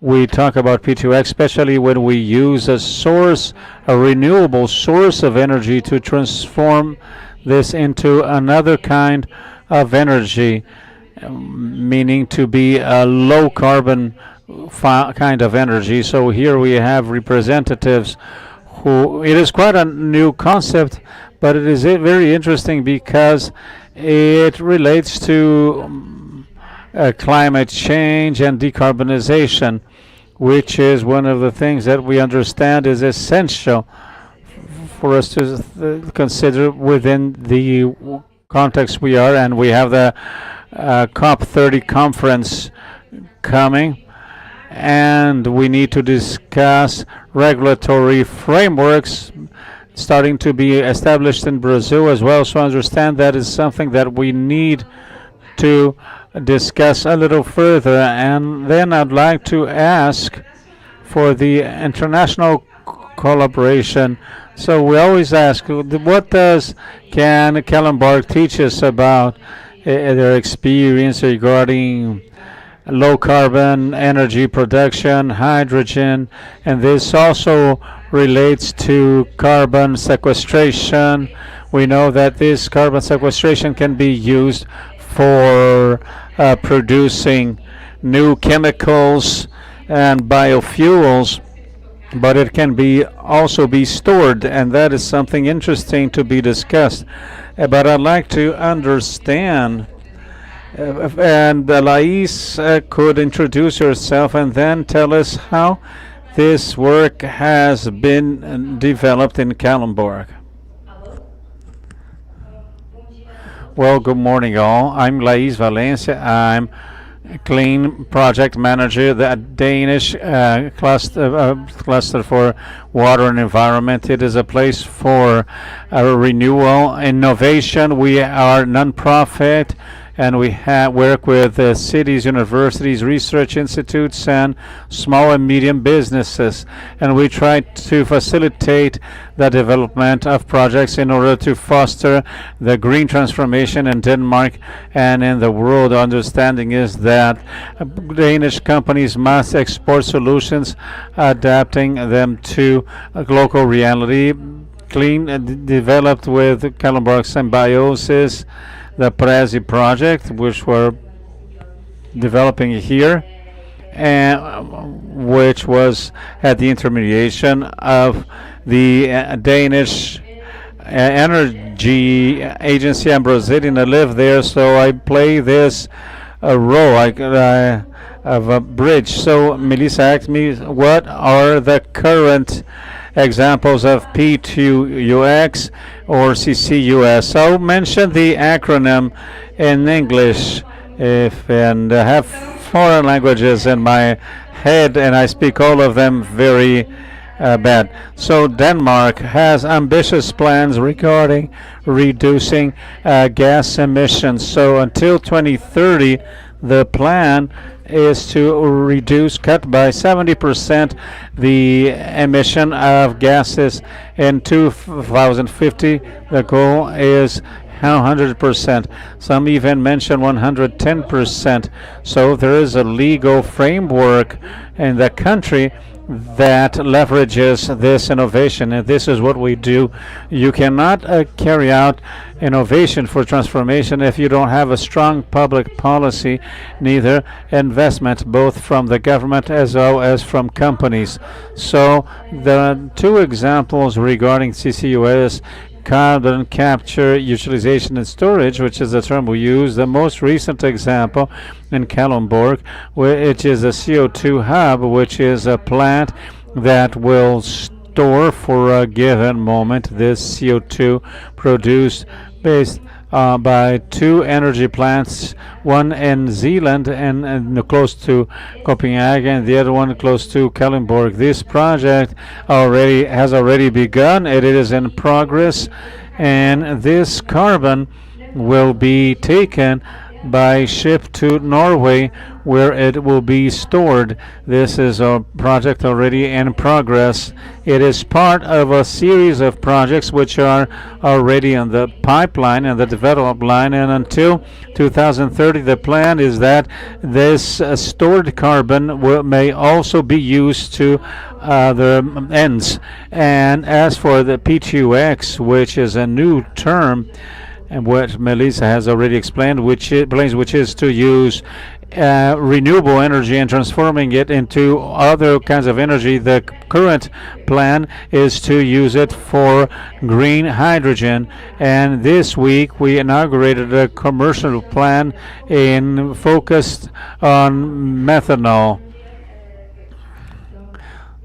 So it looks both for solar and wind energy and transforms this into green hydrogen, which will become e-methanol to be used as a fuel. And this is a way to help companies, especially steel works, heavy industry, plastic production, to modernize their fleet to be able to transport, to use this greener fuel. Because as my colleague said, many of the norms that are implemented in Denmark itself are within the European Union, and the European already has established goals, ambitious goals regarding companies. The companies need to close all of the carbon cycle, and then that is a way to help in terms of carbon culture using methanol. But this methanol is, we call it e-methanol, green methanol. I know that in Brazil there's already a plant for its manufacturing, which is this consortium with European Energy, which is a private company focusing on P2X, and the same plant which implemented this first commercial plant inaugurated this week. They have already signed an agreement in Pernambuco to create the same plant, which was signed in late last year, 2024. So there's already this leverage for innovation in Brazil. It is just a matter of starting. So thank you, Lace. I don't know if you'll have this information, but anyway, we'll see. And regarding the benefits, because I think there is discussion, what would be most interesting, environmentally or economically, and we cannot separate those two dimensions. So, for example, what do you see there in Denmark in terms of being more interesting from the economic or environmental point of view? Would it be more interesting to store, and how does the regulatory framework help in that sense? I don't know if you have that answer, but I think it is an important matter to raise. It is a matter, and it is also a challenge there as well, because, for example, the carbon storage is a public policy to be funded by the Danish government. So if the state will already fund it, well, I care. But at the same time, the mentality there is that resources are finite, and it is a small country which depends on other resources to be able to grow. So then ends up fostering collaboration to be able to develop the utilization of carbon. So as I said, for the time being, even though there is this project which is carbon storage funded by the government, there is already initiatives from companies. And another challenge we find is also public pressure. For example, in Kalundborg, part of this Kalundborg CO2 hub will be used for storage in an area of a district where they have a population living there, and this population ended up saying they don't want that so close to their houses. So even though it does not create any risk to them, there are those matters. It is not an easy task. Even there is a public policy fostering innovation, we still need to deal with public pressure. It is and we need to see if it is a feasible business model, but people, it is all set. And certainly, I think Tiago even mentioned the carbon storage, and I think Ingrid as well. So I'd like to move on to Eduardo, and he has a project. He has been working in Itaguaí, but regarding the business model, I know that the Itaguaí port has an idea of a model to be implemented similar to what it is being implemented there in PC. So how do you see this business model where you understand then should be established here in Itaguaí? I'd like to talk a little further about this and how you see this advantage, this viability, both from the environmental and the economic point of view. So good morning. First of all, I'd like to thank for the invitation. It is a pleasure to be here.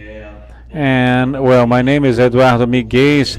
I'm a business development manager of Portos Rio, the old Docas company. We are a public company federal public policy company, and we manage the public ports in the state of Rio de Janeiro. We have the Port of Rio de Janeiro, the Port of Itaguaí, the Port of Niterói, Angra dos Reis, and more recently the Port of Furna in Arraial do Cabo. This project, which was mentioned, was created a few years ago. We saw this interest in ports that were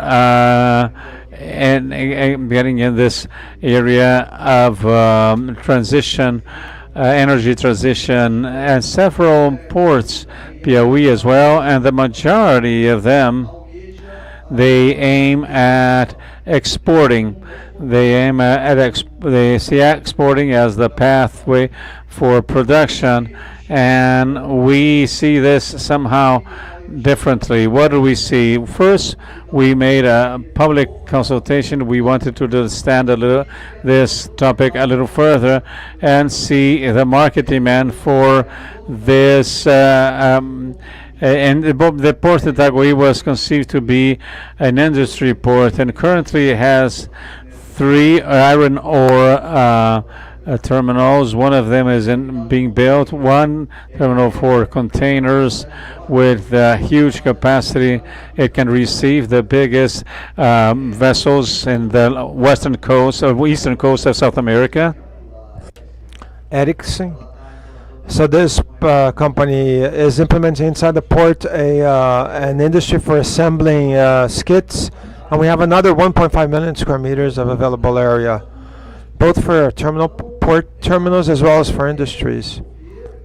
The idea is to develop and collaborate with industry because we are a port, we export products.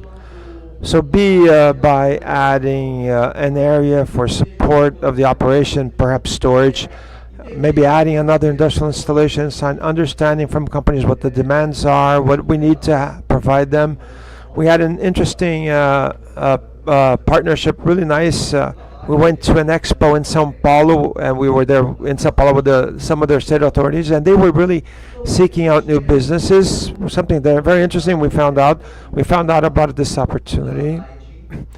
So we came close. So I had the possibility of visiting 2 industries here. Years ago, I was here visiting Casa da Moeda when I was a master's student, and recently I did another technical visit at Ternium, and I was very impressed. They have a wonderful infrastructure, and this is the big differential: is to better know the industries, better know what their demands are, and see what the opportunities are. Some that we weren't even aware of. Perhaps the companies and industries, perhaps they might not have seen something. I've worked in companies. I worked at a petrochemical company. I never would have imagined that a port would provide me with enough infrastructure so that I could install something inside the port area. So this drawing closer together is very important. And what have we been working in? So this is new area for us. This is new for us. We have available resources. We have interested parties, but it's difficult to join everything. Our work at Portos is to identify who may be interested in implementing these projects and who may have a demand for it. So we join together. I'm just trying to summarize 5 years of my work of knocking on doors, but we joined ourselves with a French company called Voltalia. There's a German company called, I think, Neumann Esser that recently acquired Hythron that manufactures electrolyzers.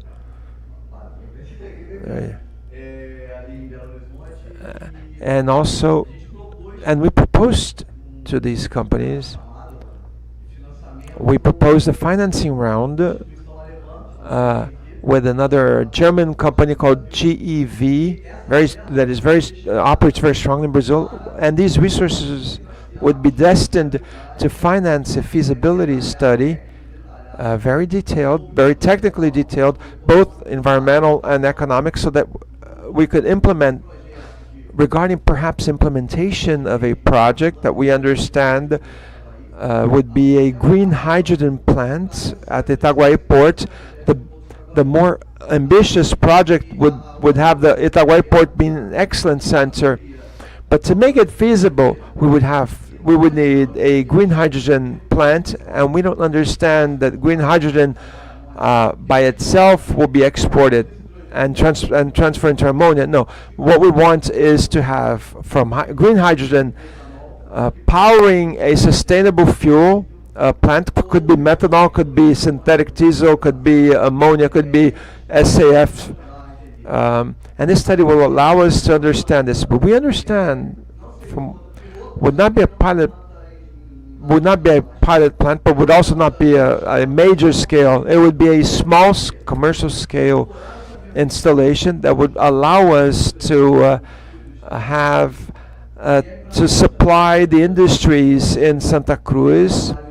And Thais has helped me understand from industries, and it's important for industries to be heard. It's important for us to understand what the requirements of industries are. Do you guys consume diesel? Do you consume hydrogen, ammonia? What is it that industries are interested in? And this interest will provide us guidance for what we'll be producing. I mean, I need someone to take my product.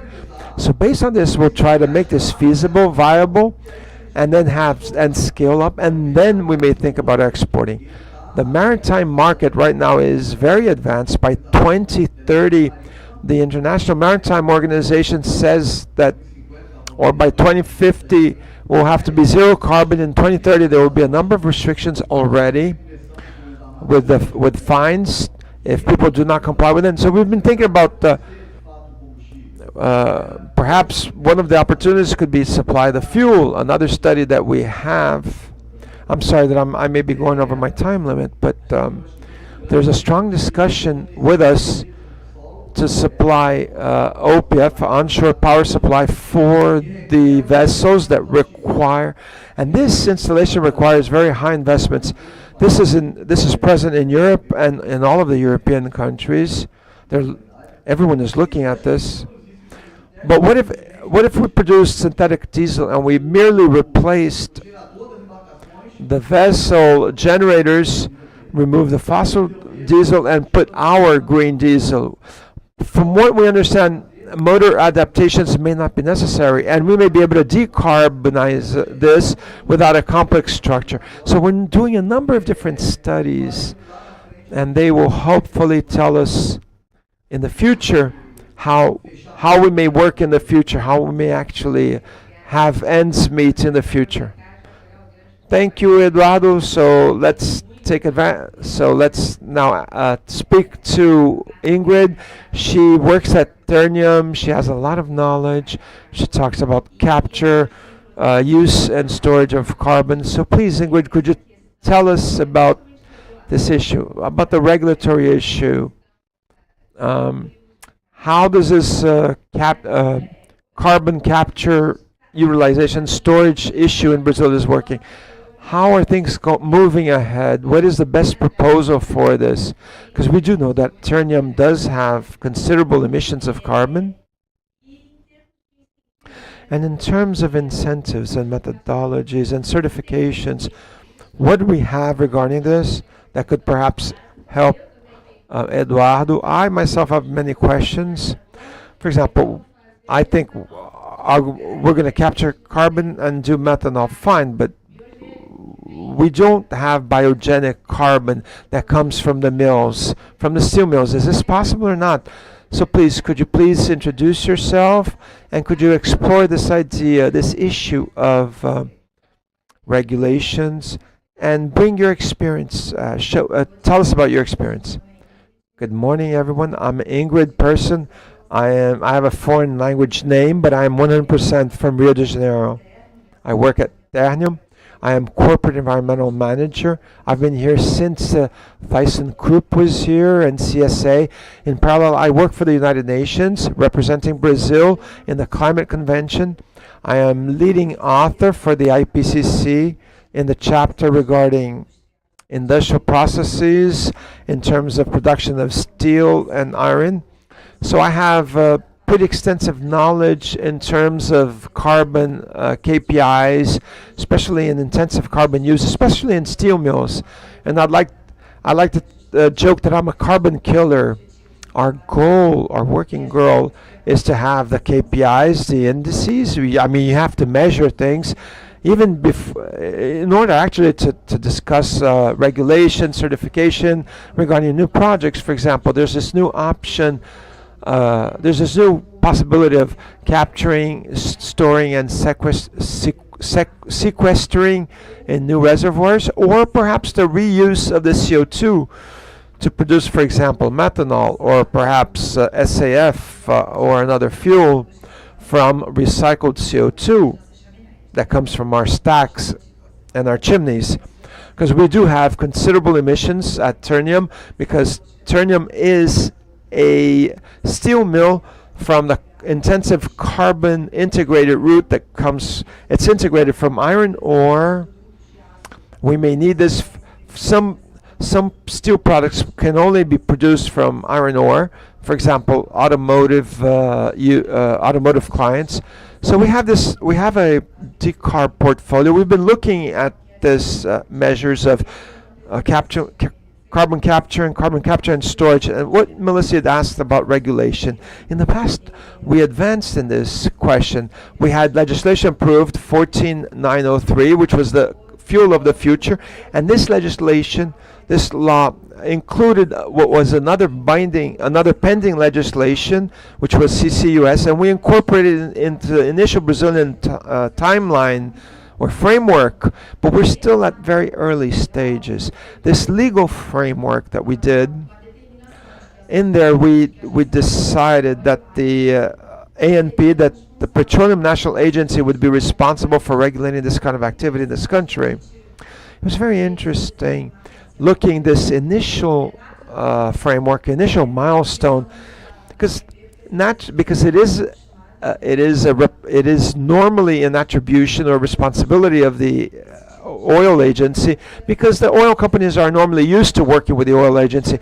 Petrobras, for example, has one of the biggest projects for reuse and recovery. They inject CO2 to recover oil.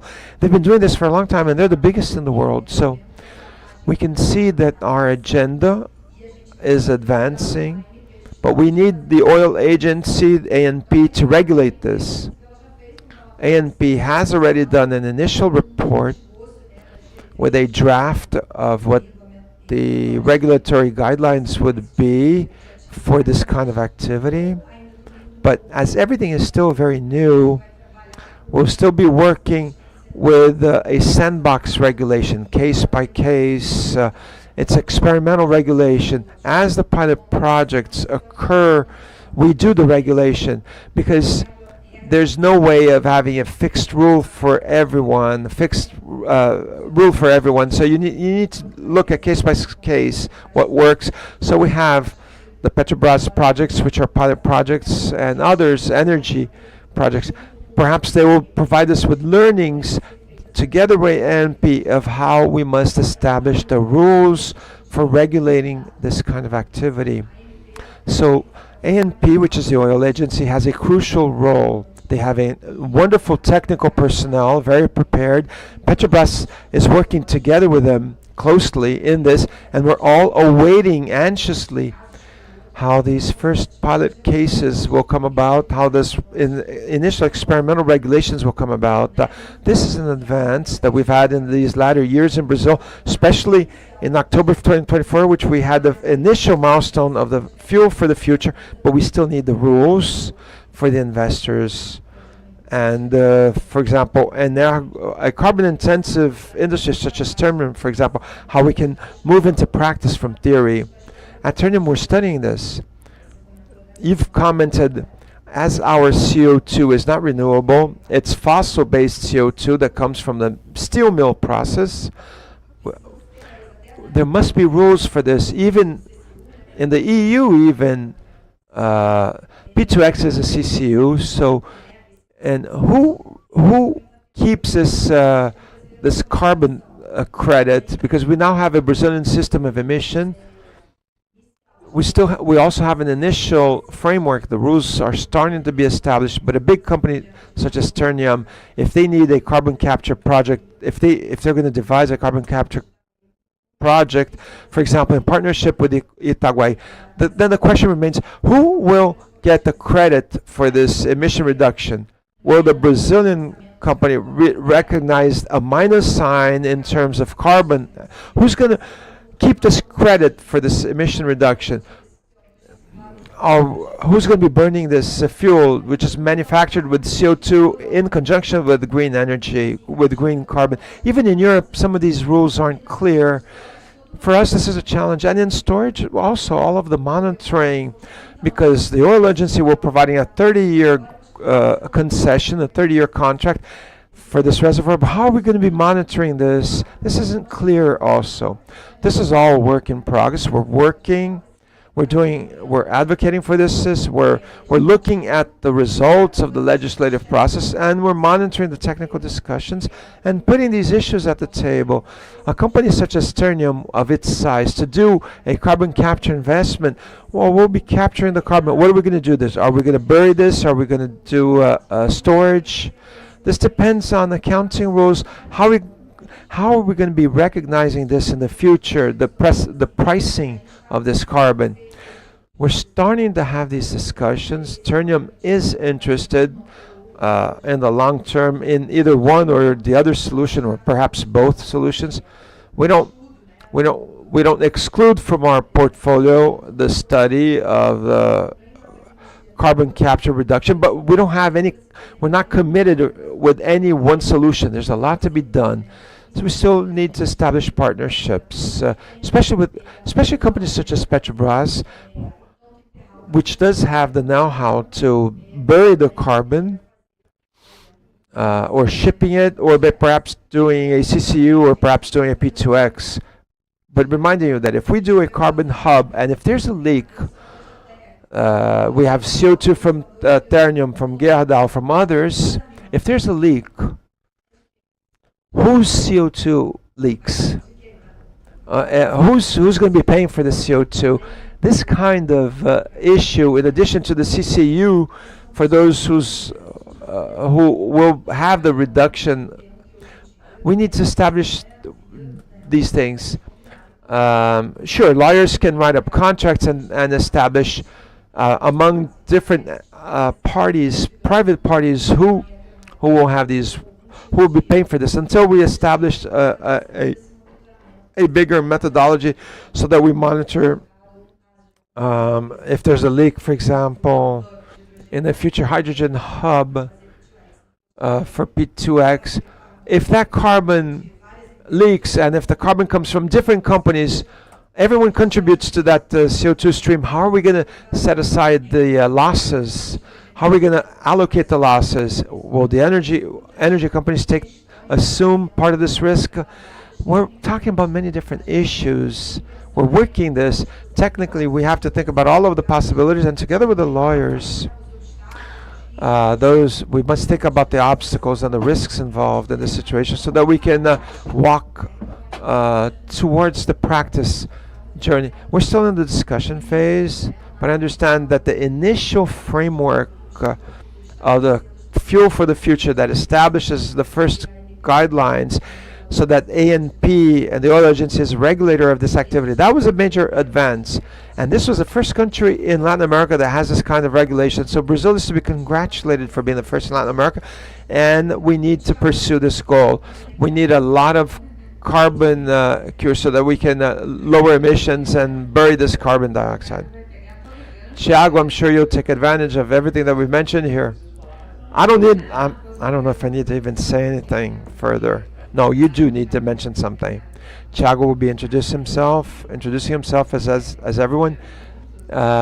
He works at the Technium. We've worked together. There is this issue. As Ingrid mentioned, Petrobras already captures this carbon from its own product and it injects it inside the wells.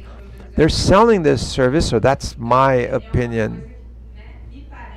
This seems like something that is evolving because of Petrobras, because of this issue, because that's a product known to Petrobras, and other issues regarding safety. Lais talked about this. Well, I'm going to be putting the carbon down there, but I don't want it there. What about my concerns of the carbon going through different pipes and things like that? So there's a lot of things that are at early stages. So Thiago, to you, are you going to be able to speak? Please speak about all of this. Oh, well, I brought some slides. As I have certain access, I'm able to use these slides, but I do believe it is important. I myself, I like to see in addition to listen. These slides that I joined together, there's a lot of stuff that we talked about in the past, and in the earlier sessions today, they're in there. Above all, when we speak about carbon capture, when we speak about this, we're speaking about symbiosis. We speak about this, about reused carbon, storing carbon, crediting carbon. It's not by chance that Petrobras has studied extensively, not because they were the first, but because they do it in bigger volumes, because of their own issues regarding their own particularities, regarding their pre-salt reservoirs. So what do? Well, it's not by chance also that ANP ended up having the responsibility of regulating this, because for Brazilians it's clear, for all Brazilians it's clear how important Petrobras is, and also in terms of generating carbon, Petrobras as a state-owned company has perhaps the biggest, Petrobras still produces 90% of all of oil in the country. So also worldwide, the goal is to speak about Brazil, but we cannot talk about carbon capture or industrial symbiosis or P2X. We cannot talk about these things without looking elsewhere at other countries. No one is here to reinvent the wheel. That's not an intelligent. We need to absorb experiences, perhaps build on top of other things, and adapt it to ourselves, to our realities. So what is so important? Let's perceive first. Let me show you this slide. What do I want to show by these slides? The subject is very important. Industry, from a general standpoint, is incorporating this. There's no longer any debate if there is climate warming. No, we now know that's the case, and we're talking about how will this business case work? How will we make it work? This is something that And then you've seen the order of magnitude regarding the amount of carbon which already has projects in progress to be injected or used. It increased by 12 times. And let's see what is being done all over the world.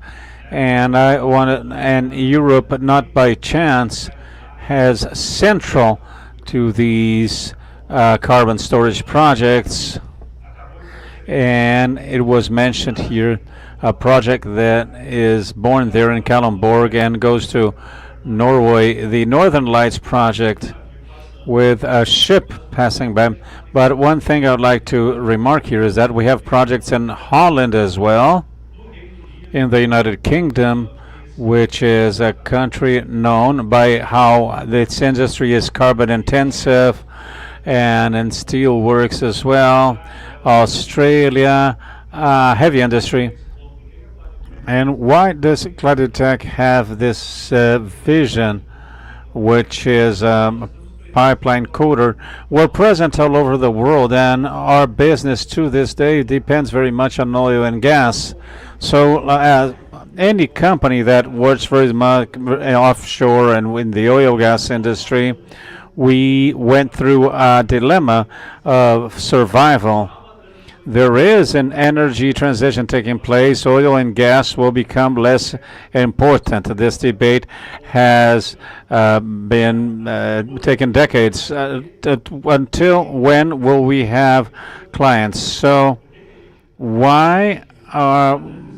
the energy transition is a business, and oil and especially gas are absolutely necessary for our economy and our people. And so based on that, And I find it naive to say that oil and gas are the devil. I think it is. This is oversimplifying. This needs to be reconsidered. Oil and gas are essential as long as they are processed in a clean and intelligent manner, and carbon capturing is essential to that. And Clouditech is a company born in Australia but present all over the world. We are in the Middle East as well, and we notice all those projects taking place. And where does our sustainability lie? We have an essential role of making greener our oil and gas projects, which includes carbon capturing. And we have projects in Australia, even the Gorgon project, which is a pilot project for offshore gas capturing. And Australia has many sources of natural gas, and I would like to link this to something, certain things that were said here. Carbon capturing, it needs to be a viable business case. But how do we pay for carbon capturing all over the world? And I have a case of Texas here. It is not so clear, but you'll notice, first of all, that offshore, the commonality of the majority of the relevant projects are offshore, and there's a reason for that. And the regulatory framework is important. The ocean is it is easier to license projects in the ocean, even though it might not sound sound. But it is the opposite logic. It is not by chance that the offshore expertise, which is in the oil and gas industries, and you see, it is not by chance that they're so important. You'll see Exxon, BP, Chevron, Total, Equinor, obviously, and those are oil and gas companies in the global scenario which have the expertise, the technology, and the need to reduce their carbon accounts. So how do and in the case of Europe, they're using state funding, government funding. It is a way of thinking, and there is the two ways to solve this equation, which is by carbon taxing and carbon versus carbon credit, different ways to encourage. And there's the intangible part, which is that of a survival of a company. The nature is not only its profit, but also the price of its share. So the global perception of stakeholders is important. So a company may be profiting wonders, but if there's a bad perception from its main stakeholder, which is the client, and then the price of your share will drop and you cease to exist. So there's this intangible aspect, and this is different in everywhere. And as for the global matter, in Europe, the public incentives are central. In Australia, the local perception is central, is key. Certain things are simply forbidden because the voter placed a government that forbids certain practices. In the United States, where we came from now, the point is, how do I do this maths? And I think the Brazilian case is somehow similar.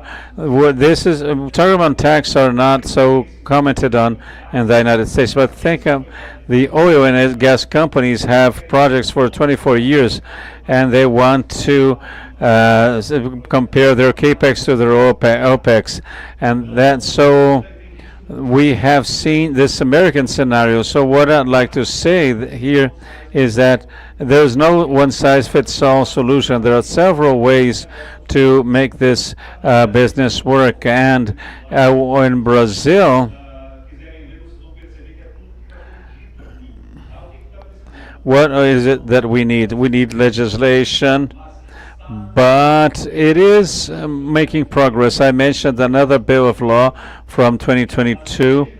You see, there is a division. It is not that there is no legislation, it is that the legislation needs to be consolidated in a single framework. But Brazil, if oil and gas, and the Petrobras case is very interesting, and the pre-salt case, those are extreme interesting success stories, and Petrobras Center and the National Oil Agency is central. And since the opening of the monopoly, so many companies have come to research and invest in our market and research and development. And Brazil has public and political commitment to comply with the Paris Agreement. In the past 2 decades, Brazil has been very much vocal when it comes to sustainability. So what is it that we need? There are certain points that were raised. I think stewardship is relevant. You see that I'm changing a little, because what changed in the past is that the one for the emission was responsible for the CO2. Now we're talking about hubs, we're talking about symbiosis, so those themes are relevant. We're mixing the interests of all, and who's responsible for that in the long term. Here we're talking about 20, 30-year-long projects, but CO2 will be there for decades, and it needs to be guaranteed. And who will license this? How does this work? What is the pathway towards licensing? And an oil and gas company, they're extremely sensitive to environmental licensing. And infrastructure, what will be the rules? And see how central the CCU is. So the utilization is an important path here. I bring certain things to show you the relevance of Petrobras in Brazil. Brazil has a clean energy matrix, and it is a country in development. So from the point of view of what is our role, what is the Brazilian role, we have less than 1% of the CO2 emissions in the world, and we have much injection, comparatively speaking. Why is Brazil central? Because for a matter of policies of public perception, and here I illustrate the project, the level, Petrobras an injection level. This was a lecture given by director of Petrobras. So 27% of injected CO2 in the world is in the Brazilian pre-salt fields, but we have not done enough. And there are projects of hubs that are taking place, and that is a presentation I got from Petrobras as well. It is a matter of being central to the management of these hubs. And São Paulo, Minas Rio, that is where we have the biggest industrial cluster in Brazil. And we have many possibilities here in a relatively small geographic area. And finally, I wanted to look at the pipeline. Technologically speaking, the carbon capturing and carbon transporting is going through a place of development. Everybody has been talking about this, but what what was done regarding CO2, and there are even people who say this is not a new technology. I think we're not necessarily working with a single stream, a single source. If we want to collect from everyone, we need resilient systems that may be capable to adapt themselves and be flexible in the future. And that is what symbiosis is. We need to get prepared for the future. We're collecting CO2 from several industries, and we expect that in 30 years we may not manufacture steel the way we do nowadays, and this may change. And the contaminant effect on CO2 is terrible for to the presentation of all these systems, from the valve, the piping. So these studies were carried out, and we took part in a workshop last week, and I will replicate what they said. I needed to bring a slide on what the cloudy tech is, and this we work with on transporting CO2. We see the pipeline, and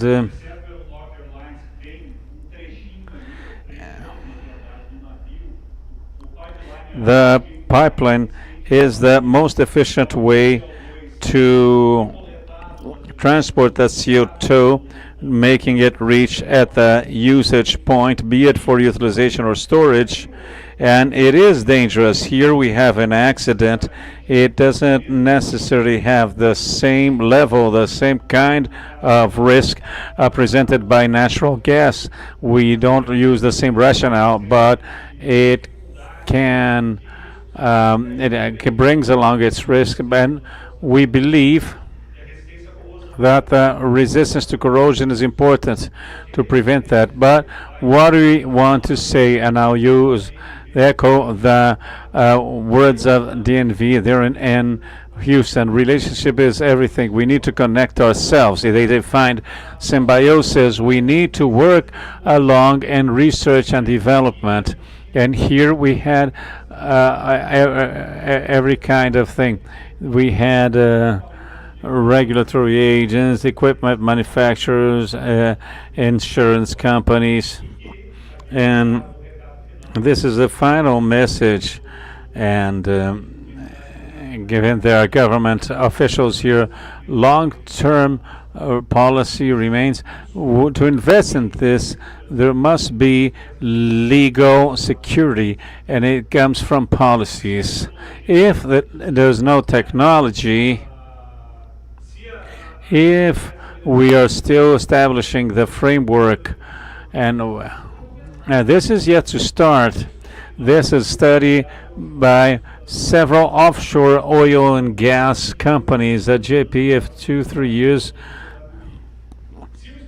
If the study is still in progress, obviously we will not cross our arms and wait for the government to define what to do. We need to work along. So, but please understand that these projects are funded, be them the taxpayer or the bank or investment fund or the investor himself, be it in the format of carbon tax. We need clear rules, so let's establish it together. And the question is this: what is still missing in Brazil to keep on doing what they're doing, to do this, to discuss research and development, and to have all the actors, the players collaborating?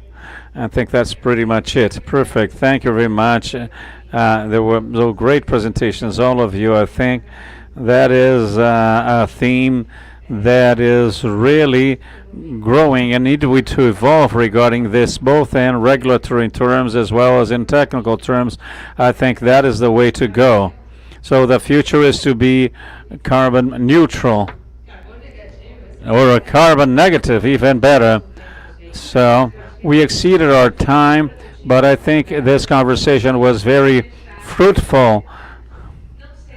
I don't know, Adriana. So our time is over. No time for Q&A. So in case you have questions, we have a 5-minute break so we can stretch our legs, and then we'll be back because we'll have the last panel, which is the panel on waste. Thank you very much.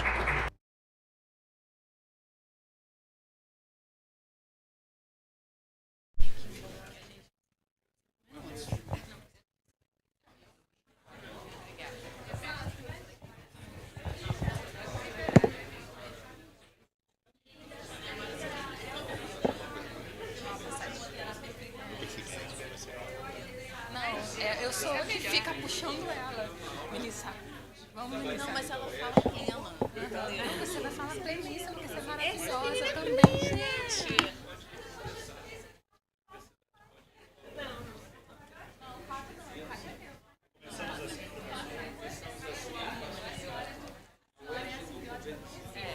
Não vem passar pra ela isso não.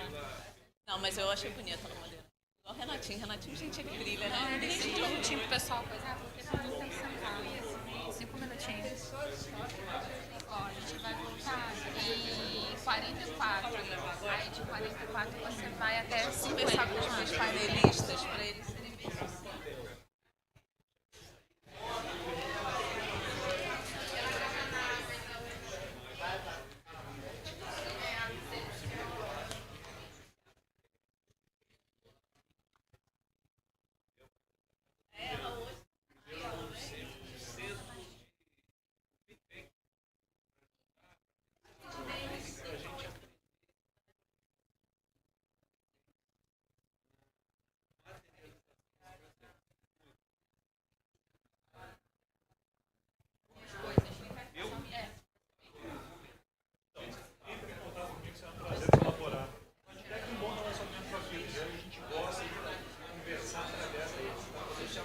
Daniele, falta uma, falta uma.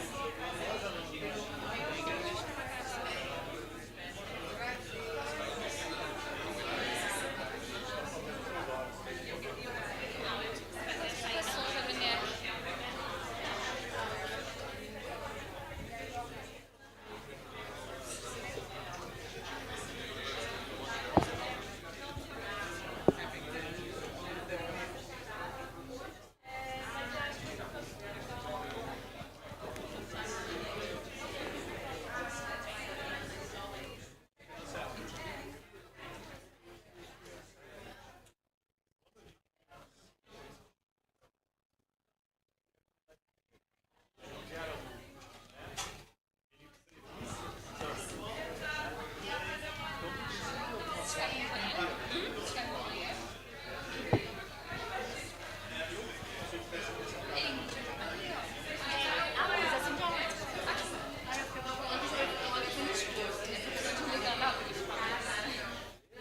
Eu tô procurando a professora Daniela.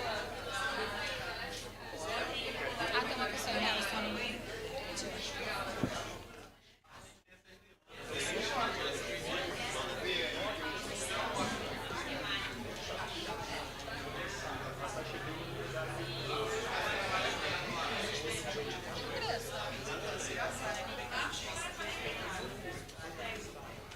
Andressa, à tarde, para começar, que o Douglas vai falar em nome da diretoria. Então a gente começa ele falando porque ele tem um cliente urgente para poder uma visita. Eu tô nervosa. Tá ótimo, mas é porque a cifra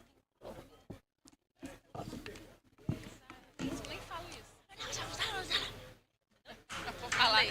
Vou falar pra Andressa, liga pra ele, ó. Fala pra Larissa. Fala pra Larissa.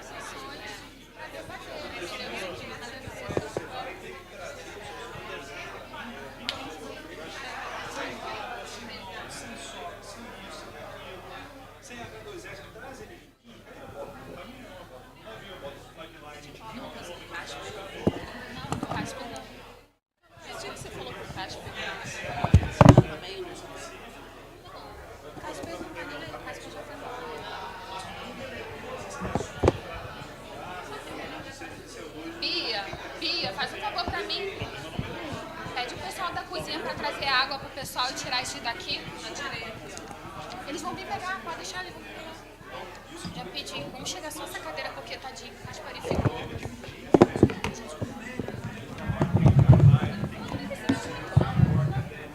É só esse aqui que precisa tirar.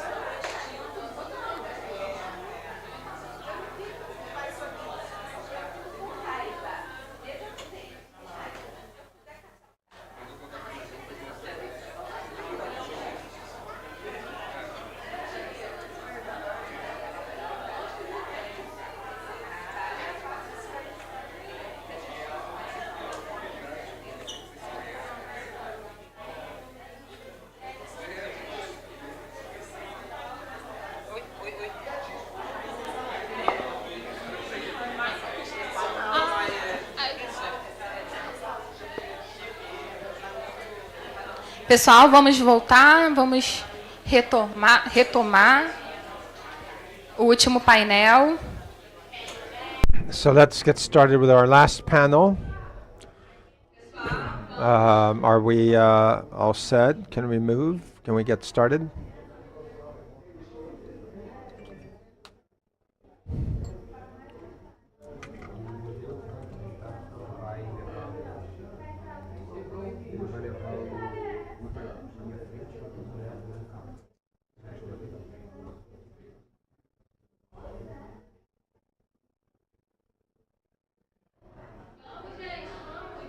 Please, let's get started.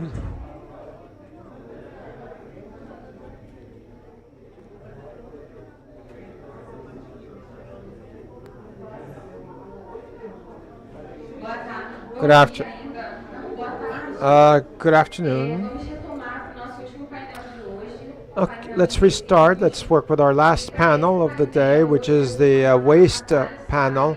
I'd like to call to stage Natalia Salles, who's environment manager at Casa da Moeda, and she's a leader in our waste project at Industrial Symbiosis. Sifi, who's project manager at Callenbach's Symbiosis.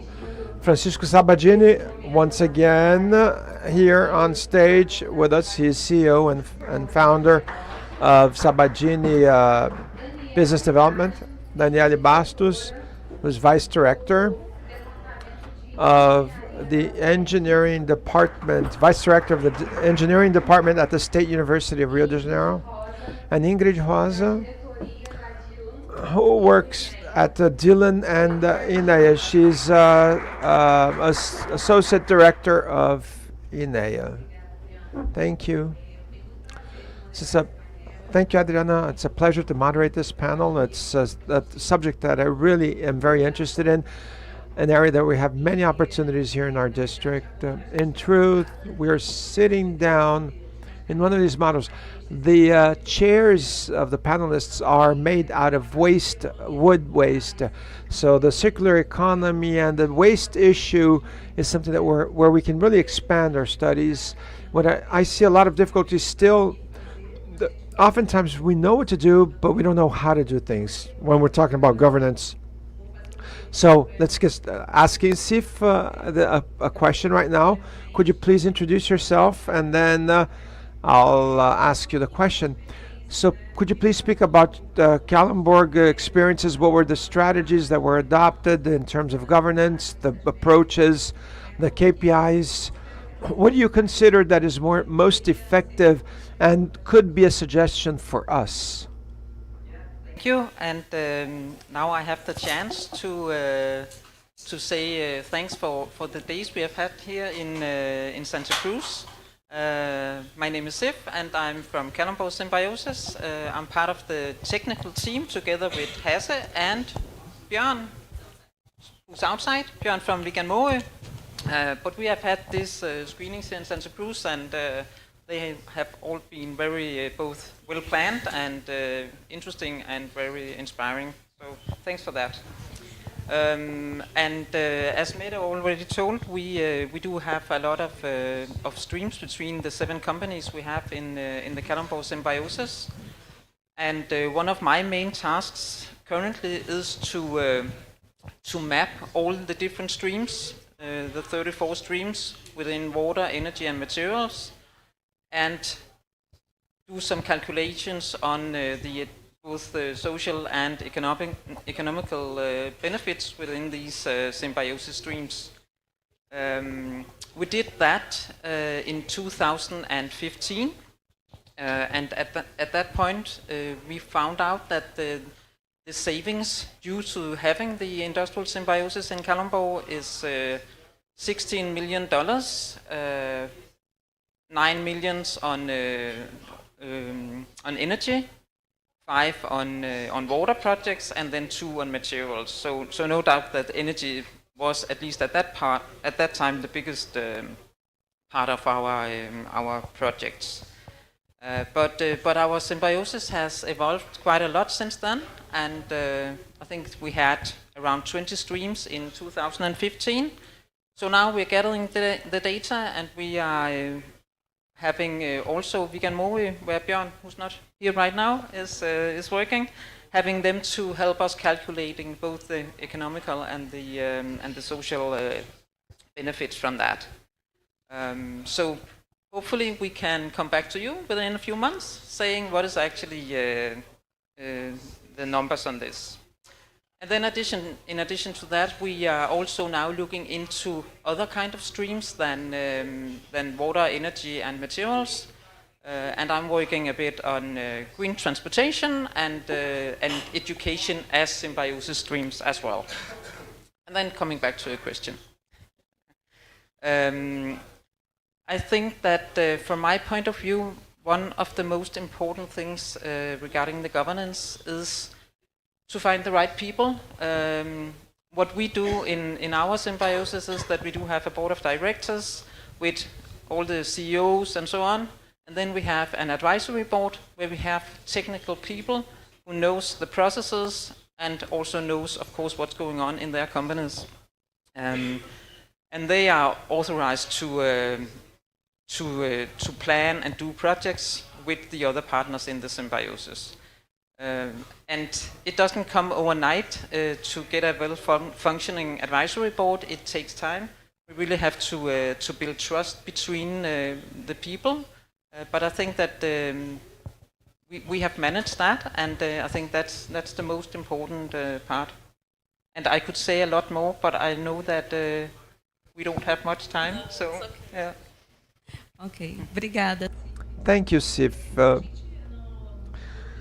In our waste group here at AEDIN, we've tried to implement a pilot project that involves donation of fertilizers after the composting or organic compost of organic residue for family agriculture. We do this at Casa da Moeda, and we'd like to increase this availability for other members of the district. Do you have some suggestions to assure the engagement of the companies in a project such as this one?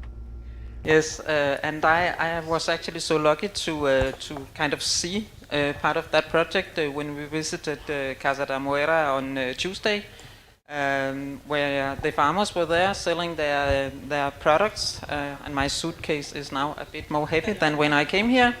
But I think that that project, even though it's maybe not a true Symbiosis project, I think it's something that could really inspire the rest of the companies here in the area, and I think it could be very easy to just do the same waste collection, organic waste collection as you do now. Do that for all the other companies as well here, and use that project to build a strong story. Spread it in all the different organizations, like both industrial parks, but also in the farmers' organizations you told me about that you're working with, the industrial organizations, and then make that be like step one for maybe a common waste collection and distribution center that you could have here. And I would say also the knowledge between the different companies regarding waste, at least I heard from some of your colleagues in other companies when we were on our screenings. They got some ideas about, they are using some big bags that we actually are just trying to get rid of. So could we have something? So could we do some waste handling in common in this area? I think that could be extremely functional. Thank you, Sif. Yes, we do understand this project as being an icebreaker so that we can start doing bigger things, with knowledge sharing among companies in the district. This project seems to be easier, and which is why it was chosen to be the very first one. Thank you. Now I'd like to yield the word to Professor Sabagini. And Sabagini is likewise in this project that we've been working with organic waste. What are the business models that you think could stimulate the circular economy and transform something that today is an environmental obligation into an environmental asset, environmental liability. Yes, inevitably, when we look at Symbiosis and see that this is circular economy, so we should value the waste that are not circular, but they are part of the nature of Symbiosis. The waste of one stream could be the raw material of another, and there's a huge potential of reaching a scale. And when you scale things up, that provides a positive answer in terms of economics. And in terms also of sharing facilities, sharing utilities, where you have production units, that's important. We should work towards this, build joint operations that share operations and share results. Specifically, in case of the pilot project, something that we look at very carefully is having an opportunity of establishing a clear scale from food waste, starting from food waste, and also something that we mentioned at the beginning, bringing the community and having the community participate in the process, aggregate, have society as an important element. That's something that helps in storytelling, and a wonderful story that is. So that is part of, those are the 2 points that we find very important in terms of align the Symbiosis with a circular economy and its reach. That's something that we believe in. Thank you, Professor. Now I'd like to call Daniela, who's a professor of the State University of Rio de Janeiro. The university is very important here in the West Zone. Ask her how the research centers, the universities, how they can contribute to structuring these products of industrial symbiosis, specifically in terms of waste. Good afternoon to all of you. Thank you for your question. It's a pleasure to be a part of this panel here on symbiosis and circular economy, which are 2 concepts that are critical for the transformation of our productive systems. Here I am standing in, I'm representing my university. I would say that the universities and the research centers have a strategic role in structuring pilot projects, creating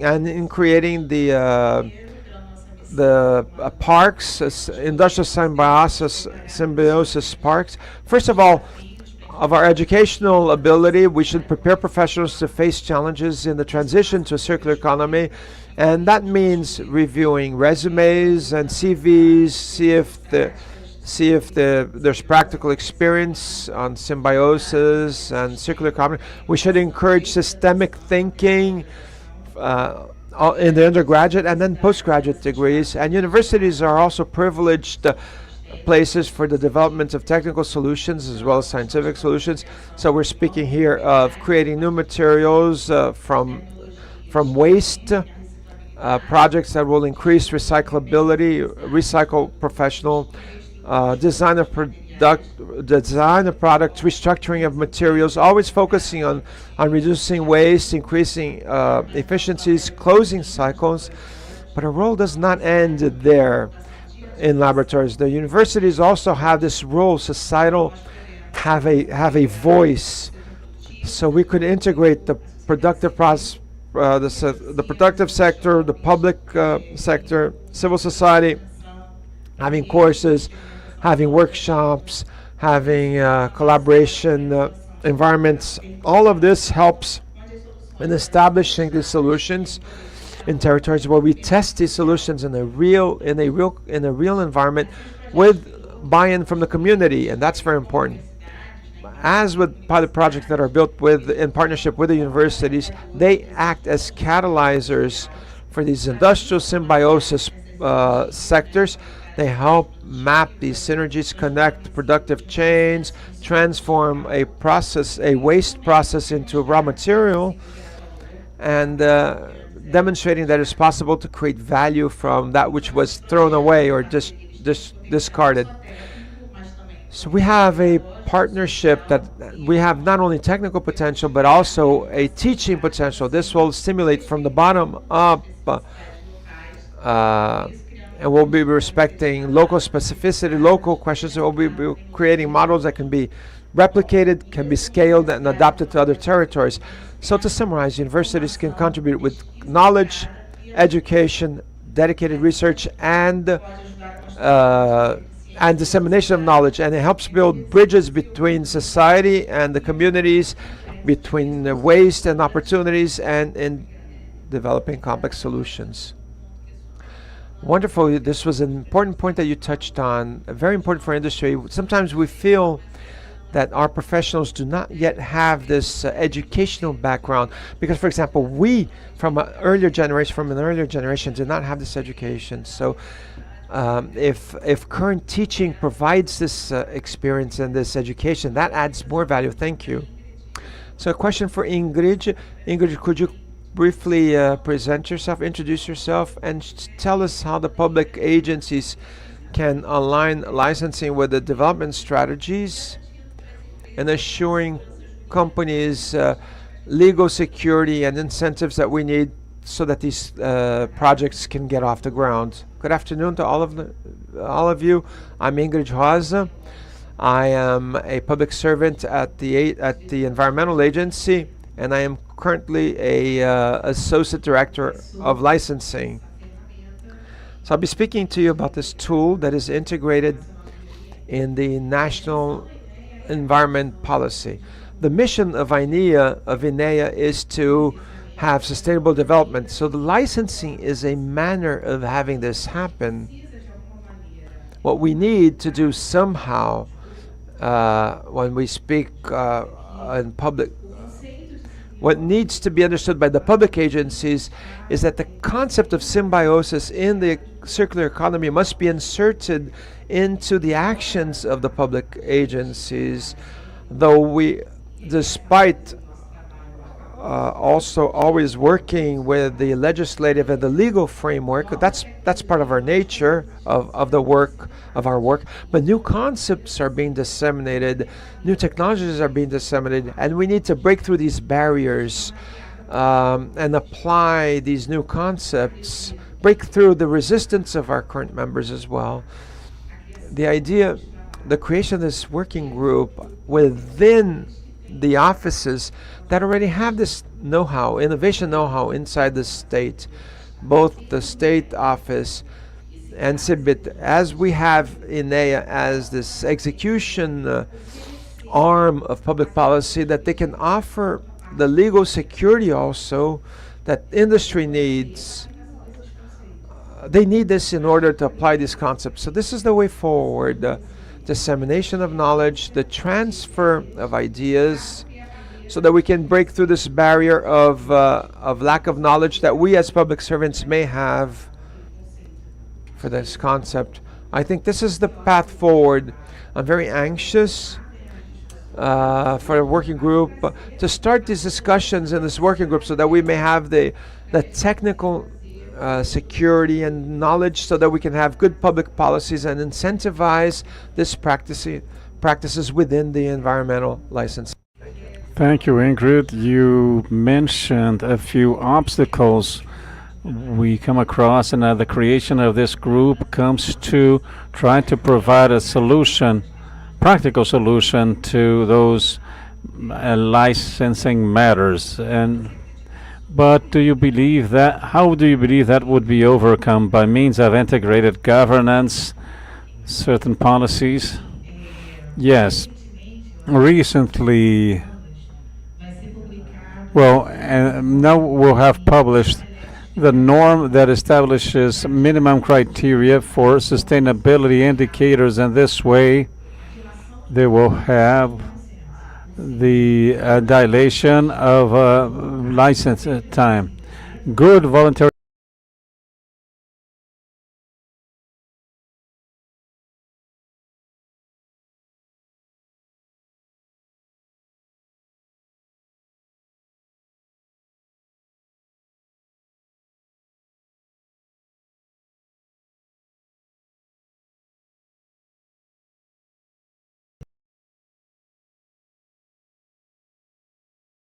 framework. I think that was in the previous three panels.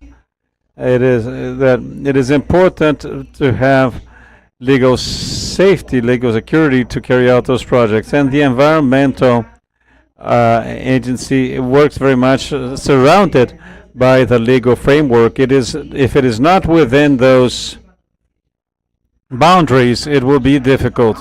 So there is a certain dissonance between the theoretical legal world compared to the practical world. Once again, I think the work group can go beyond this barrier. And another point is that the conservative posture of the environmental agency coming when considering the environmental uncertainty to guarantee the health, the human safety, the ecological risk. So the posture of the environmental agency is that of consolidation. I think this prevents this exchange of knowledge and technologies. We are somehow left out at the practical world, regardless of being in the 21st century with more advanced technology. And the fourth point is our difficulty to evaluate in a synergy manner those potentialities. The environmental agency somehow relates to the kind of activity, and when multiple activities relate, this becomes somehow haunting to the environmental agency, perhaps due to this difficulty to evaluate things synergetically. And the tools for such are still not incorporated into the work routine, so I believe symbiosis can be a path to move forward in this matter, to bring those synergetic variations to the funding, and not only the possibility of valuing the resources, which is a theme that industries foster all the time. It is important when we manage to evaluate these matters in a macro way. This is not a reality yet, but the licensing department has very much in the sense of making progress, and to be side by side with university, what it brings and to be able to make feasible this legal certainty, which is the desire of all of us. Thank you very much. I'm glad to know that we will have a work group similar to the one that was mentioned. I think this cross-functional group with views from each actor of this chain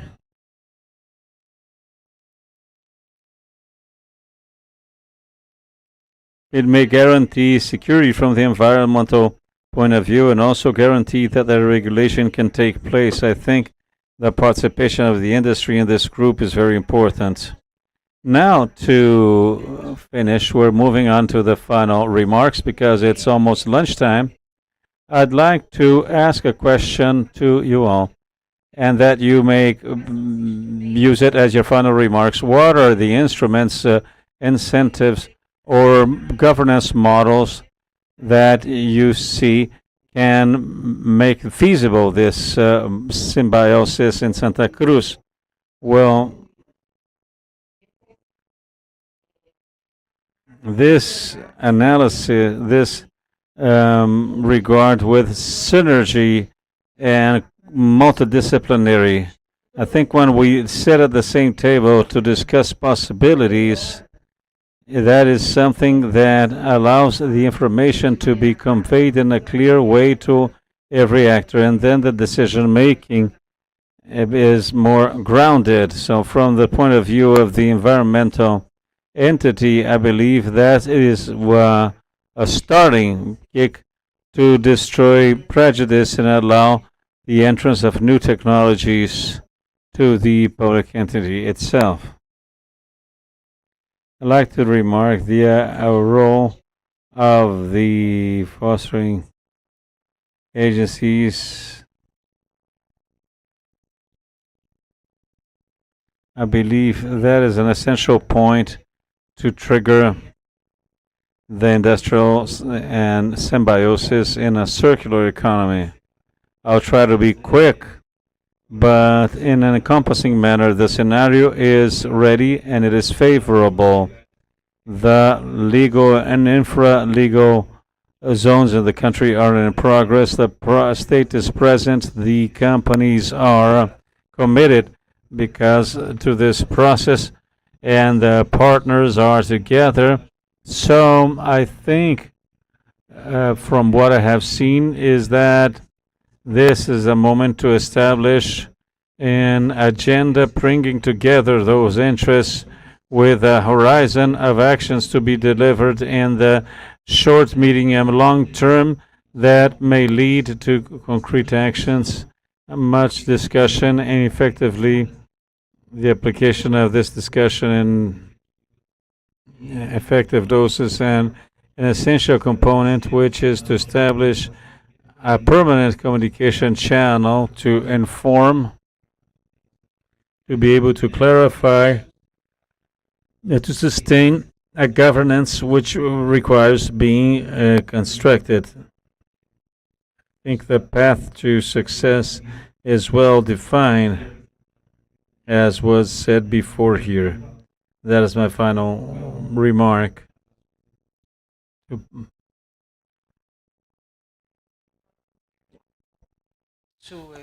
find the financing for the organization facilitating the industrial symbiosis work. I think that's a very large reason for us in Kalundborg for the success we're having, that the companies are actually financing not all of our time, but some of our time, and that is necessary. So I think actually that's kind of the first step. We all know that if you do have your job in your company and if you just have to arrange everything, then it's difficult. But if you have somebody who can actually facilitate and organize for you, then it's really good. And then the communication, both internally in all your companies, but also outside this area. I think that's extremely important. And sometimes you don't need to be a very large player, but as long as you are an ambassador for the industrial symbiosis concept, then it's so important to have all these people with you. And then one last comment is talk to your neighbors, visit each other, look at your productions, sit down with the technical people and discuss different possibilities. Muito obrigada. Obrigada também. Thank you very much. Thank you very much to all the panel members. Would anyone have a question or comment? No? Renato. Good afternoon. I'll be brief, obviously. As for waste specifically, for example, there in Kalundborg, there is the industrial symbiosis, and this evaluation of a waste that can be used as an input to another company, perhaps this was discussed, was about what was allowed and what was not allowed. Did you have any criteria, any parameter, and if there was, did you have support to change legislation so you could say that that was being qualified as waste started to be qualified as input? Did this facilitate the process? Kind of waste where we need to change legislation. So unfortunately, the answer is no. But I know that it's an issue here. But again, that is about using the organizations you're having here to put pressure on these issues. I think a lot of the waste we have in material waste in Kalundborg is biomass going to our biogas plant. That's the major part of it. And I also think that we see that the material exchange of the material streams exchange is actually the very difficult one. We have a lot more water and material, water and energy streams, and some materials they need to be kind of a raw material to go into a new company. But it doesn't mean that you don't have to work on it, of course. Posso só complementar a pergunta?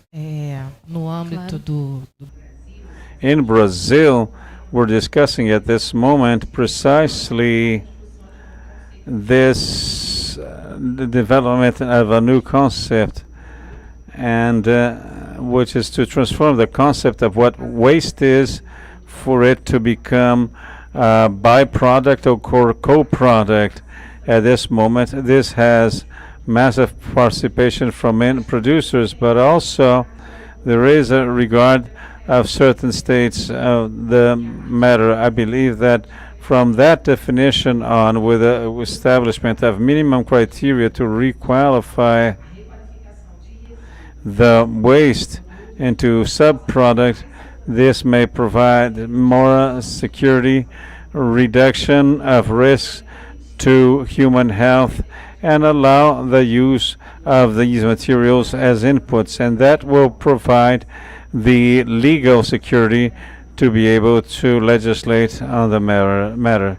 It is good to inform that it is a work being worked upon today, but for the environmental entities, agencies, it is still somehow unknown, which means there's insecurity. But the idea is to be able to bring more one consensus for the usage of these materials in the industry, allowing a safer licensing.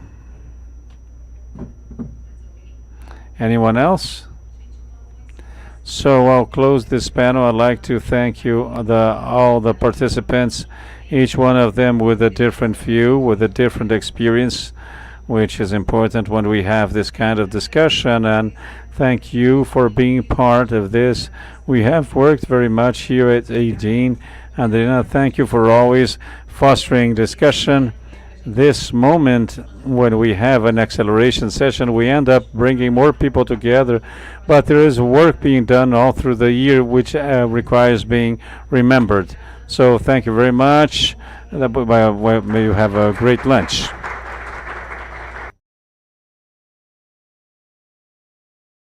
Now we will have a break, and then we'll be back for the closing in an hour or so.